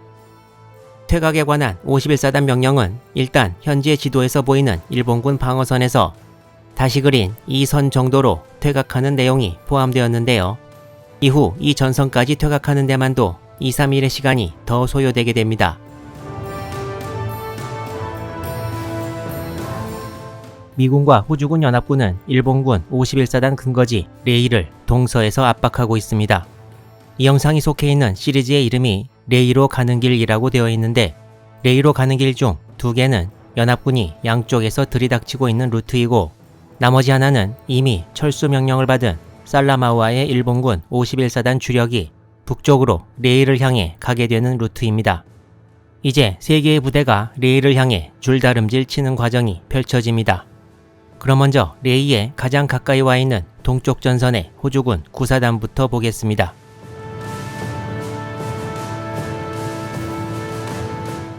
(1943년 9월 9일) 호주군 9사단 선두 2개 대대 병력은 레이에서 얼마 떨어지지 않은 강폭이 넓은 장애물 부수강을 건너는 작전을 시도하게 됩니다. 9월 9일 오전 6시 내륙 쪽에서 전진하고 있는 호주군 9사단 26여단 24대대의 선두소대가 강에 맨 처음 접근했습니다. 24대대 병력은 강에 도착하자마자 상황이 아직도 심각하다는 것을 발견하는데요. 그동안의 호우로 물이 아직도 많았고 유속이 아직도 13노트나 되었습니다. 수영을 제일 잘하는 병사가 군복과 전투화를 벗고 헤엄을 친다면 어쩌면 성공할 수도 있는 상황이었지만 그런 방식으로 도하는 불가능했습니다. 강하구로 접근한 9사단 24연대 28대대도 쉽게 강을 건널 수 있는 상황은 절대 아니었습니다. 부수강 하구 지역을 좀 더 확대해보면 오른쪽 지도와 같습니다. 이곳 바다와 면한 지점에 어셈블리 에어리어 도하를 노리는 호주군 집합 장소가 있고 호주군 정찰대가 9일 새벽에 강 하구 중간에 있는 섬에 도착했습니다. 오전 9시 15분 1개 소대가 강 건너편으로 진출을 시도했으나 곧 일본군의 공격을 받고 도하는 좌절되었습니다. 호주군 한 명이 전사하고 다른 한 명이 부상을 입었습니다. 호주군 구사단장 우튼 소장은 여기서 더 지체하면 일본군이 강 건너에 방어를 더 강화해 도하가 훨씬 더 어려워질 것이라고 보았고, 이에 부수강 하구 병력에 다음 날인 9월 10일 날이 밝기 전에 강을 건너편에 교두보를 마련하라고 명령했습니다. 호주군은 건널 만한 곳을 찾다가 결국 바다에 가까운 곳밖에 없다고 결론 내리고 9월 9일 일본군의 저녁 식사 시간이라고 호주군이 생각한 오후 5시 30분 다시 도하작전 개시가 명령되었습니다. 작전 개시 30분 전인 오후 5시 호주군 포병대가 강 건너로 포격을 개시했습니다. 도하작전 개시 시간에는 폭우가 쏟아졌고 하늘이 어두워서 시야도 안 좋았다는데요. 이 틈을 타 호주군은 거센 물살을 헤치고 도하를 시작했습니다. 당시 기록을 보면 일본군도 이를 놓치지 않고 사격을 가해왔다고 적혀있으나 호주군은 비와 어두운 날씨 그리고 강하구 지형 등을 엄폐에 이용해 도하했으며 일본군의 사격은 전혀 효과적이지 않았던 것으로 추정됩니다. 그렇지만 건너가는 호주군도 혼란에 빠지기는 마찬가지여서 강하구는 자기가 속한 중대가 어디쯤 가고 있는지 외치면서 찾는 고함 소리로 가득 찼습니다. 작전을 시작한 지 1시간이 지난 오후 6시 30분 28대대는 강 서안에 올라와 약 150에서 200m 정도 깊이로 교두보를 만드는 데 성공했습니다. 이 1시간 동안 강을 건너던 호주군 중 13명이 바다로 쓸려나가 익사했고 80정의 소총 그리고 들고 오던 중화기의 4분의 1 정도가 강에 빠져버렸습니다. 호주군이 교두보를 확보한 지점에서는 일본군 기관총 진지 하나를 파괴한 것 이외에는 강서안에서 일본군과 직접 전투한 기록은 남아있지 않습니다. 통신장비도 강을 건너오다가 못쓰게 되어버린 것이 많아서 28대대가 강 동안의 후방과 연락선을 확보한 시각은 밤 11시 30분이었습니다. 결국 28대대는 우튼 사단장의 명령대로 9월 10일 날이 밝기 전 부수강 도하와 교두보 확보에 성공했습니다. 그렇지만 아직 안심할 수는 없는 상황은 호주군이 확보한 교두보와 멀지 않은 지점에 일본군이 계속 도사리고 있다는 점입니다.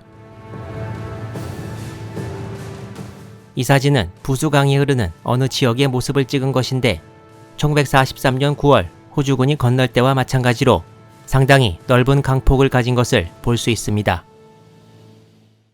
이 사진은 1943년은 아니고 그 이후 어느 시점에 호주군 병사들이 부수강을 건너는 장면인데 언뜻 봐도 물살이 빠르고 건너기 쉽지 않아 보입니다. 결국 이 강에는 다리를 건설하는 방법밖에 없는데 나중에는 이런 식으로 현수교가 건설되었습니다. 이 다리 사진은 전후에 찍은 것입니다.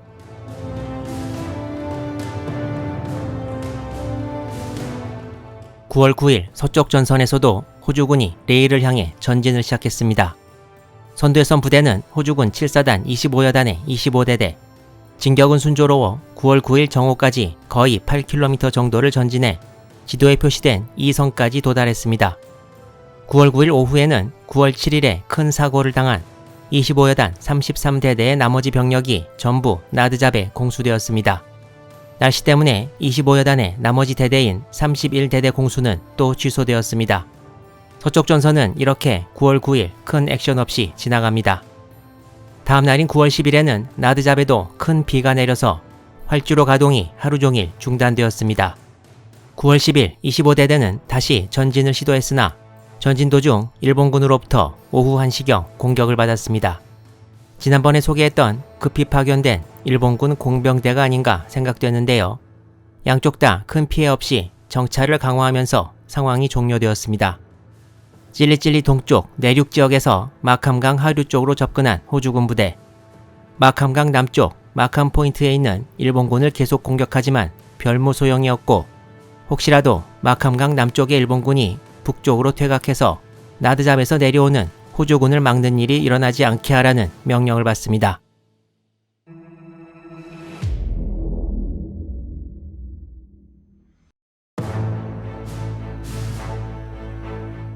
레이 동쪽 전선에 1943년 9월 10일이 밝았습니다. 구사단 24여단 28대대는 강 서안에 자리를 잡았고 26여단 24대대는 아직 건너지 못하고 있는 상황에서 9월 10일에도 계속 이 지역에 비가 쏟아졌습니다. 부수강 물도 전일보다 훨씬 불어나는 상황이어서 호주군 기록에 따르면 28대대는 우리가 여길 어떻게 건너왔지 라는 분위기였고 24대대는 여길 도대체 어떻게 건너나 라는 분위기였다고 합니다. 강 동쪽에서는 28대대와 같은 24연대 32대대가 해안을 따라 전진 중이었는데 폭우 속에 행군하는 자신들이 거의 물에 빠진 생쥐들 수준이었다고 말하고 있습니다. 호주군은 일본군과 싸우고 자연과 싸우는 것도 모자라 보급도 충분치 못했는데 각 병사에게 하루에 돌아가는 식량은 비스켓 한 패킷이 대부분이었고 쇠고기 통조림 1개를 하루에 4명이 나눠 먹는 정도였다고 기록되어 있습니다. 보급로가 길어지면서 악천후 때문에 수송이 어려워졌기 때문이었습니다. 북쪽 내륙 지역에서는 26여단의 3개 대대가 24대대를 선두로 계속 전진 중입니다. 10일 낮에 소수의 호주군 병사들이 고무보트를 타고 도하를 시도했으나 일본군의 공격을 받고 곧 물러나고 말았습니다.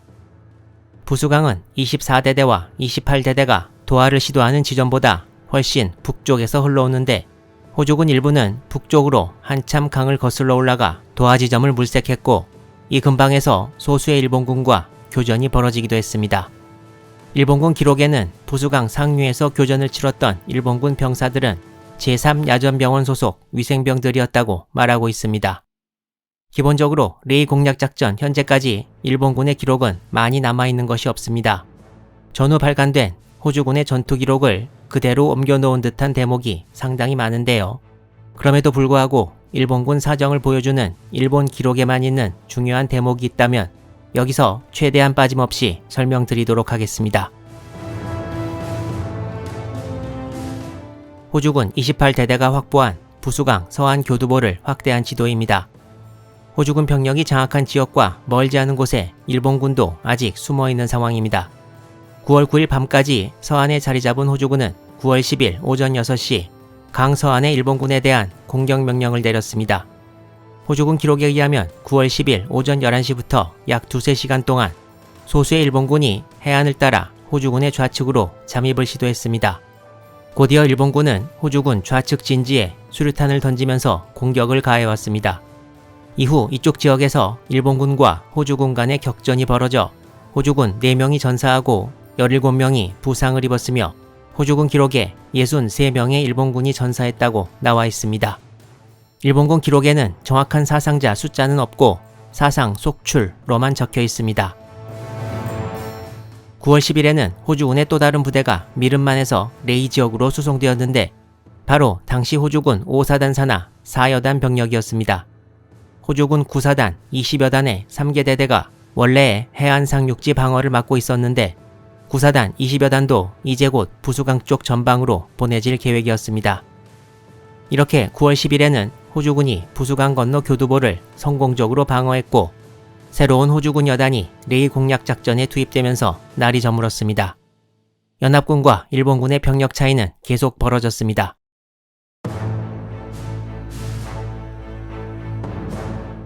이제 9월 11일이 되었지만 24대대는 아직도 부수강을 건너려고 시도하고 있습니다.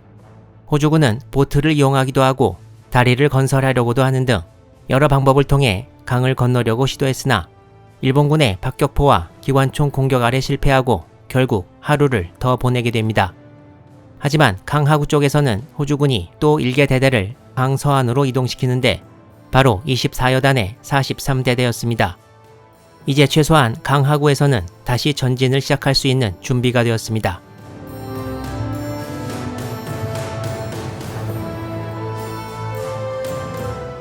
(9월 11일) 레이 서부 전선에서는 나드잡 활주로가 3일째 가동 불능됩니다. 호주군은 아직 25여단의 1개 대대가 나드잡으로 수송되지 않아서 선두대대가 너무 멀리 진격할 수는 없는 상황이었고 그 대신 지도상 이 정도 위치에서 정찰을 지속했습니다. 마캄강 남쪽에 자리 잡은 일본군을 압박하기 위해 호주군은 박격포 120발을 쏘면서 공세에 들어갔으나 일본군은 진지를 지켜냈습니다. 9월 12일 드디어 나드잡 활주로가 다시 가동되어 130개의 항공기가 병력과 물자를 수송했고 호주군 7사단 25여단의 마지막 대대인 31대대가 나드잡에 도착했습니다. 선두 25대대는 곧 전진을 개시해서 레이에서 약 15km 정도 떨어진 지역까지 왔고 곧이어 일본군과 전투를 벌여 일본군에 약 30명의 사상자를 안겼습니다. 호주군의 사상자는 8명이었습니다. 이제 마캄강 북쪽에서 전진하는 호주군은 마캄강 남쪽에서 일본군 진지를 공격하고 있던 호주군과 가까워졌습니다. 이제 나드잡에 내려서 레이 서쪽에서 접근하는 호주군도 속도를 내기 시작합니다. 9월 12일 레이 동쪽 전선에서는 전날과 똑같은 상황이 반복되고 있었습니다. 호주군은 부수강을 건너는데 계속 실패했고 최전방으로 보급 물자도 제대로 전달되지 않아 당시 호주군 기록에 따르면 말라리아와 소화불량 증세를 보이는 병사들이 많았고 잘 먹지 못해서 기운도 없고 작업을 하는 것도 힘들어했다고 전하고 있습니다.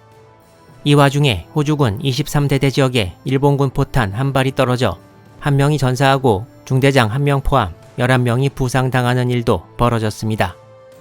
부수강 북쪽에서 진전이 없을 때 남쪽 강 하구에서는 구사단 24여단의 마지막 남은 대대인 32대대가 강을 건넜습니다.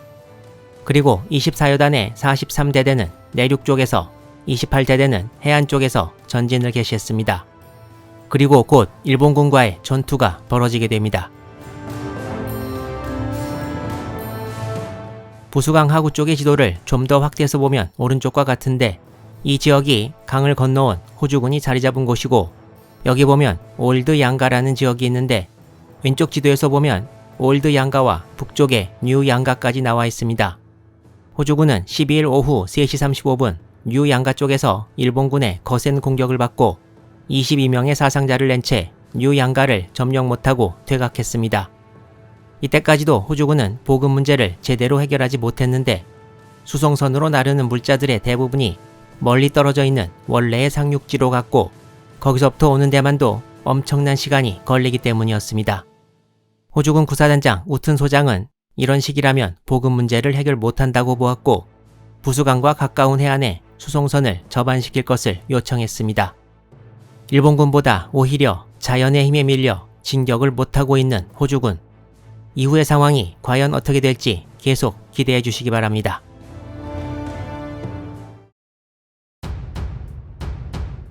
호주군 최정예 구사단이 레이 동쪽 해안에 상륙한 것이 1943년 9월 4일이고 레이 동쪽 나드잡에 미군 503 낙하산 보병연대가 강화해서 활주로 보수 작업을 실시한 것이 하루 뒤인 9월 5일입니다.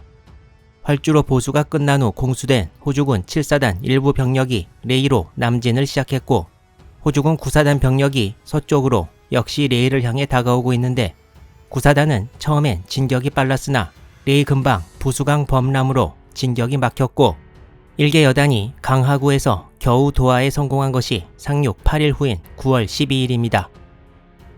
이 지도는 호주군 9사단이 어려움을 겪고 있는 부수강 하구 지역인데 9사단 24여단이 강을 건너 자리를 잡은 것에 비해 조금 올라간 상류 지역의 26여단은 아직도 도하를 성공시키지 못한 상황입니다. 26여단은 선두의 24대대가 후속 부대를 위해 다리를 놓는 작업에 착수했는데요. 해도 안 되니까 어떤 특수한 장비를 후방에서 수송시켜서 다리를 놓으려고 했고 그 장비가 바로 이 사진의 스몰 박스 거더 SBG라는 것입니다. 여기서 보시면 탱크가 소형 교량을 운반해서 물 위로 놓는 것임을 알 수 있는데요. 다리를 놓으면 이런 식으로 돼서 병사나 차량이 건너갈 수 있게 되어 있습니다.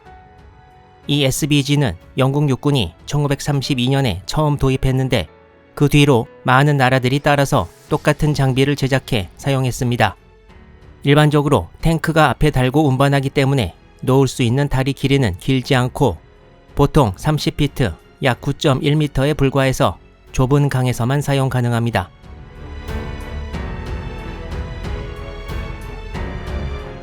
호주군은 도하에 계속 실패하자 SBG 하나와 다른 장비들을 9월 13일 오전 4시 여기 보이는 G 해안에 상륙시켜 내륙으로 급히 수송했습니다. 호주군은 13일 오전 11시에 호위 병력을 붙여 SBG로 교량 설치 시도를 하고 다리만 놓아지면 강 건너편으로 치고 들어갈 준비를 했는데 이날의 호주군 기록에 따르면 SBG로 놓은 다리가 강폭에 비해 약 0.9m 모자랐고 다리는 그만 강물에 휩쓸려서 하류로 떠내려가 버렸다고 합니다.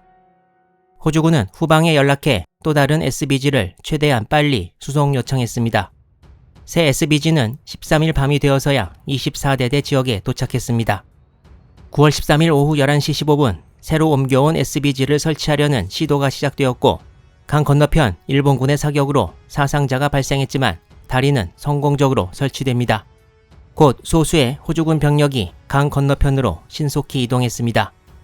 하지만 이 호주군 병력은 곧 SBG로 연결된 강 건너편이 끝이 아니고 통나무를 이용해 또 다른 다리를 놓아야 강을 완전히 건널 수 있다는 것을 발견합니다. 상류 쪽에 26여단이 실마리를 찾아갈 무렵 남쪽 24여단의 상황입니다. 43대대가 가장 위쪽에서 조금 내륙 쪽으로 전진했을 무렵 28대대는 해안 쪽에 붙어서 서쪽으로 전진하고 있었는데 9월 13일 오전 11시부터 일본군과 전투가 벌어졌습니다. 호주군은 젖어서 작동되지 않는 수류탄을 버리고 후방에서 새로 날라다 전투를 벌였고 호주군 기록으로 15명 이상의 전사자를 일본군에 안기면서 전진 루트를 확보했습니다.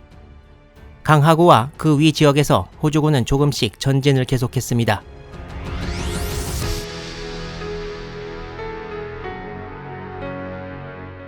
(9월 13일) 나드잡 날씨는 쾌청했고 잠시도 멈추지 않고 항공 보급이 이루어집니다. 호주군 기록에는 9월 13일 165기의 수송기가 나드잡 활주로에 내렸다고 하는데 활주로에 착륙이 가능한 시간을 12시간 정도로 보아도 거의 4분의 1기꼴로 쉬지 않고 항공기가 활주로에 내린 셈입니다. 호주 육군 7사단장 조지 베이시 소장은 레이 방향으로 전진하는 휘하부대에 13일까지 히스 플랜테이션 지역까지 전진할 것을 명령했습니다. 이제 7사단 25여단은 여단 산하 25, 31, 33대대가 전부 전진하기 시작합니다. 현재 호주군이 전진하고 있는 지역은 지도에 표시된 이곳 인근인데 이쪽 지역을 확대해보면 이 지도와 같습니다. 지도 가운데에 표시된 이 선이 호주군이 내려오는 루트이고 이 지도에 안 보이는 아래쪽에 마캄강이 흐르고 있습니다. 호주군이 전진을 시작한 지 얼마 되지 않은 9월 13일 오전 9시 30분경 지도상 이쯤 지역에서 잘 엄폐된 일본군 진지로부터 사격을 받았습니다. 당시 호주군은 25대대가 전방에 33대대가 조금 더 후방에 위치해 있었는데 25대대 일부 병력이 일본군 진지를 우회해서 공격을 펼쳐 이 부근에 일본군 진지를 소탕했습니다. 25대대는 9월 13일의 전투에서 10명 전사, 16명 부상의 피해를 입었습니다. 25대대 전투로 전방의 일본군 위험이 어느 정도 해소되자 33대대가 이번에는 루트의 오른쪽에서 전진을 개시했고 호주군은 작전 목표대로 13일 히스 플랜테이션에 진입하는 데 성공했습니다.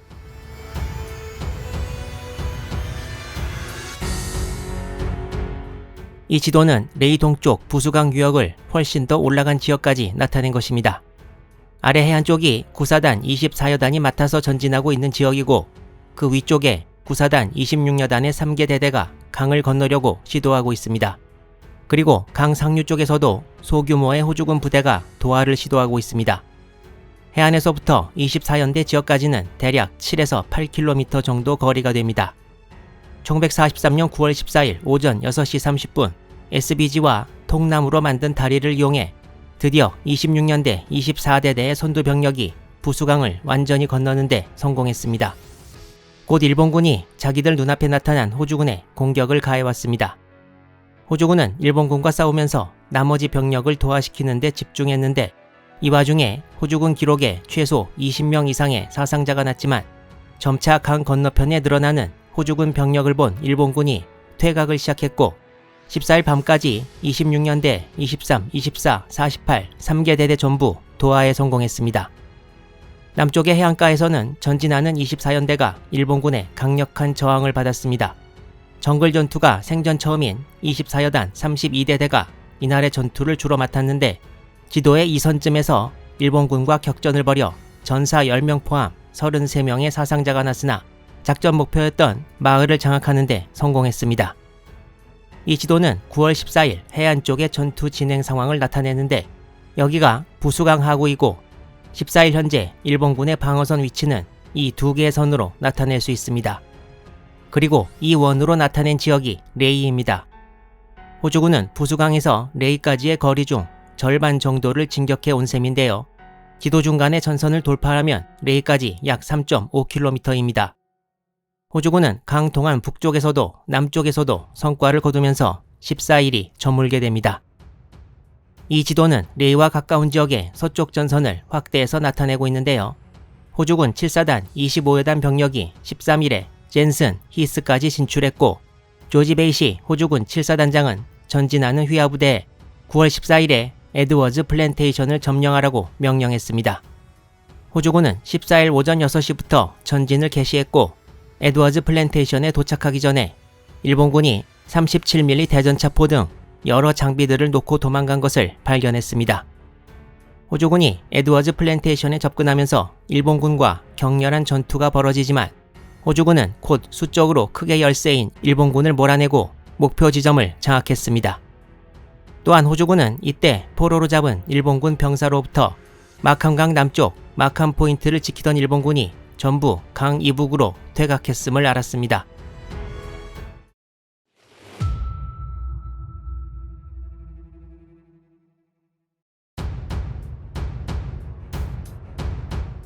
레이를 향해 점점 포위망을 좁혀오는 연합군. 지난번에도 언급했듯이 살라마우아의 일본군 51사단 본진은 이미 9월 8일에 레이로 전병력이 퇴각한다는 명령을 내렸는데요. 일본군 기록에 따르면 그 뒤 약 3일간 부대가 차츰 퇴각하면서 살라마우아로 모였고 9월 11일부터 차례로 병력이 레이로 이동하기 시작했다고 합니다. 따라서 9월 14일에는 이미 살라마우아 지역에 있던 일부 부대가 레이에 차례로 도착했을 것으로 추정됩니다. 또한 일본군 기록에는 9월 14일 최후의 부대가 살라마우아를 떠났다고 되어 있습니다.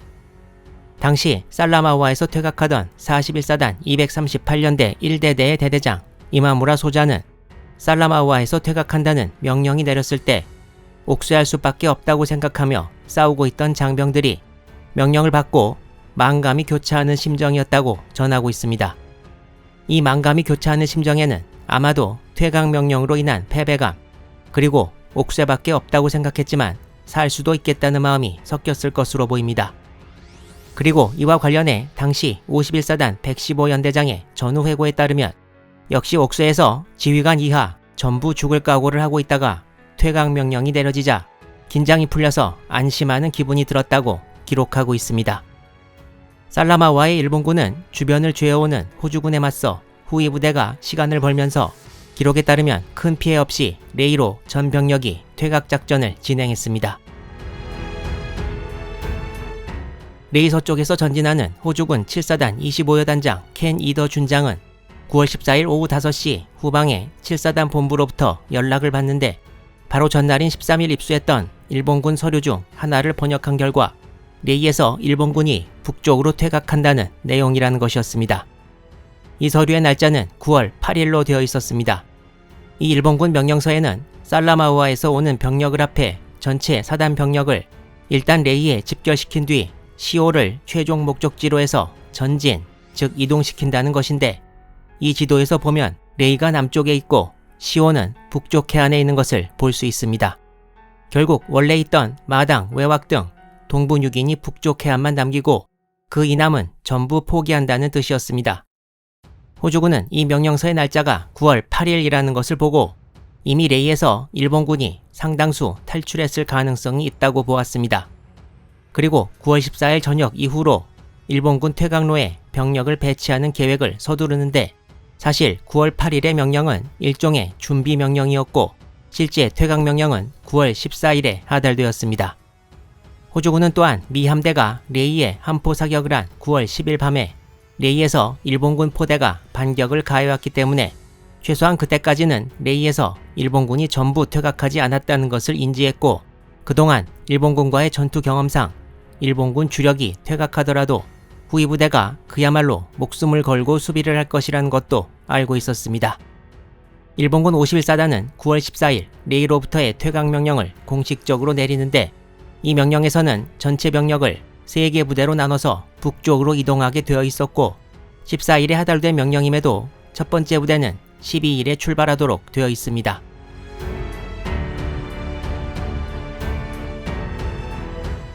9월 15일 호주군은 일본군의 퇴각로를 차단하기 위한 부대 이동을 명령하면서 동쪽에서 9사단 24, 26여단, 서쪽에서 7사단 25여단이 레이를 점령하기 위해 진격을 서두릅니다. 당시 기록에 의하면 15일 아침 동쪽의 9사단은 레이에서 약 2km, 서쪽의 7사단은 레이에서 약 11km 떨어진 위치까지 진격했다고 합니다. 15일 내내 9사단은 일본군의 저항 없이 레이 외곽 분부강까지 이르렀으나 7사단 25여단은 강력한 일본군 후위 부대의 저항에 맞부딪히고 하루 종일 3km 정도밖에 전진하지 못했습니다.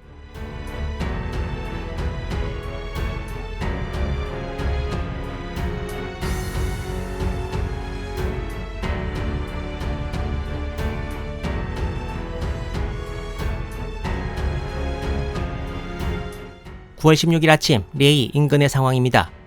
레이 동쪽 마지막 장애물인 분부강이 흐르고 있고 해안 쪽 전진을 맡았던 9사단 24여단의 3개 대대가 강에 접근하고 있습니다.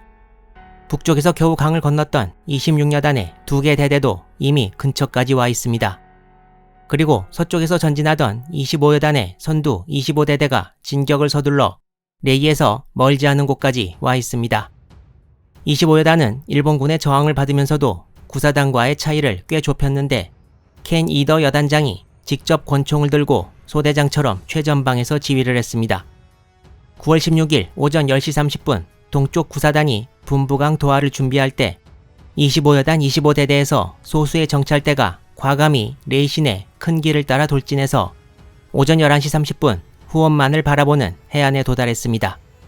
그리고 25대대 정찰대가 해안에 도착하자마자 미군 전투기 2기가 나타나 호주군의 기총소사를 퍼부었습니다.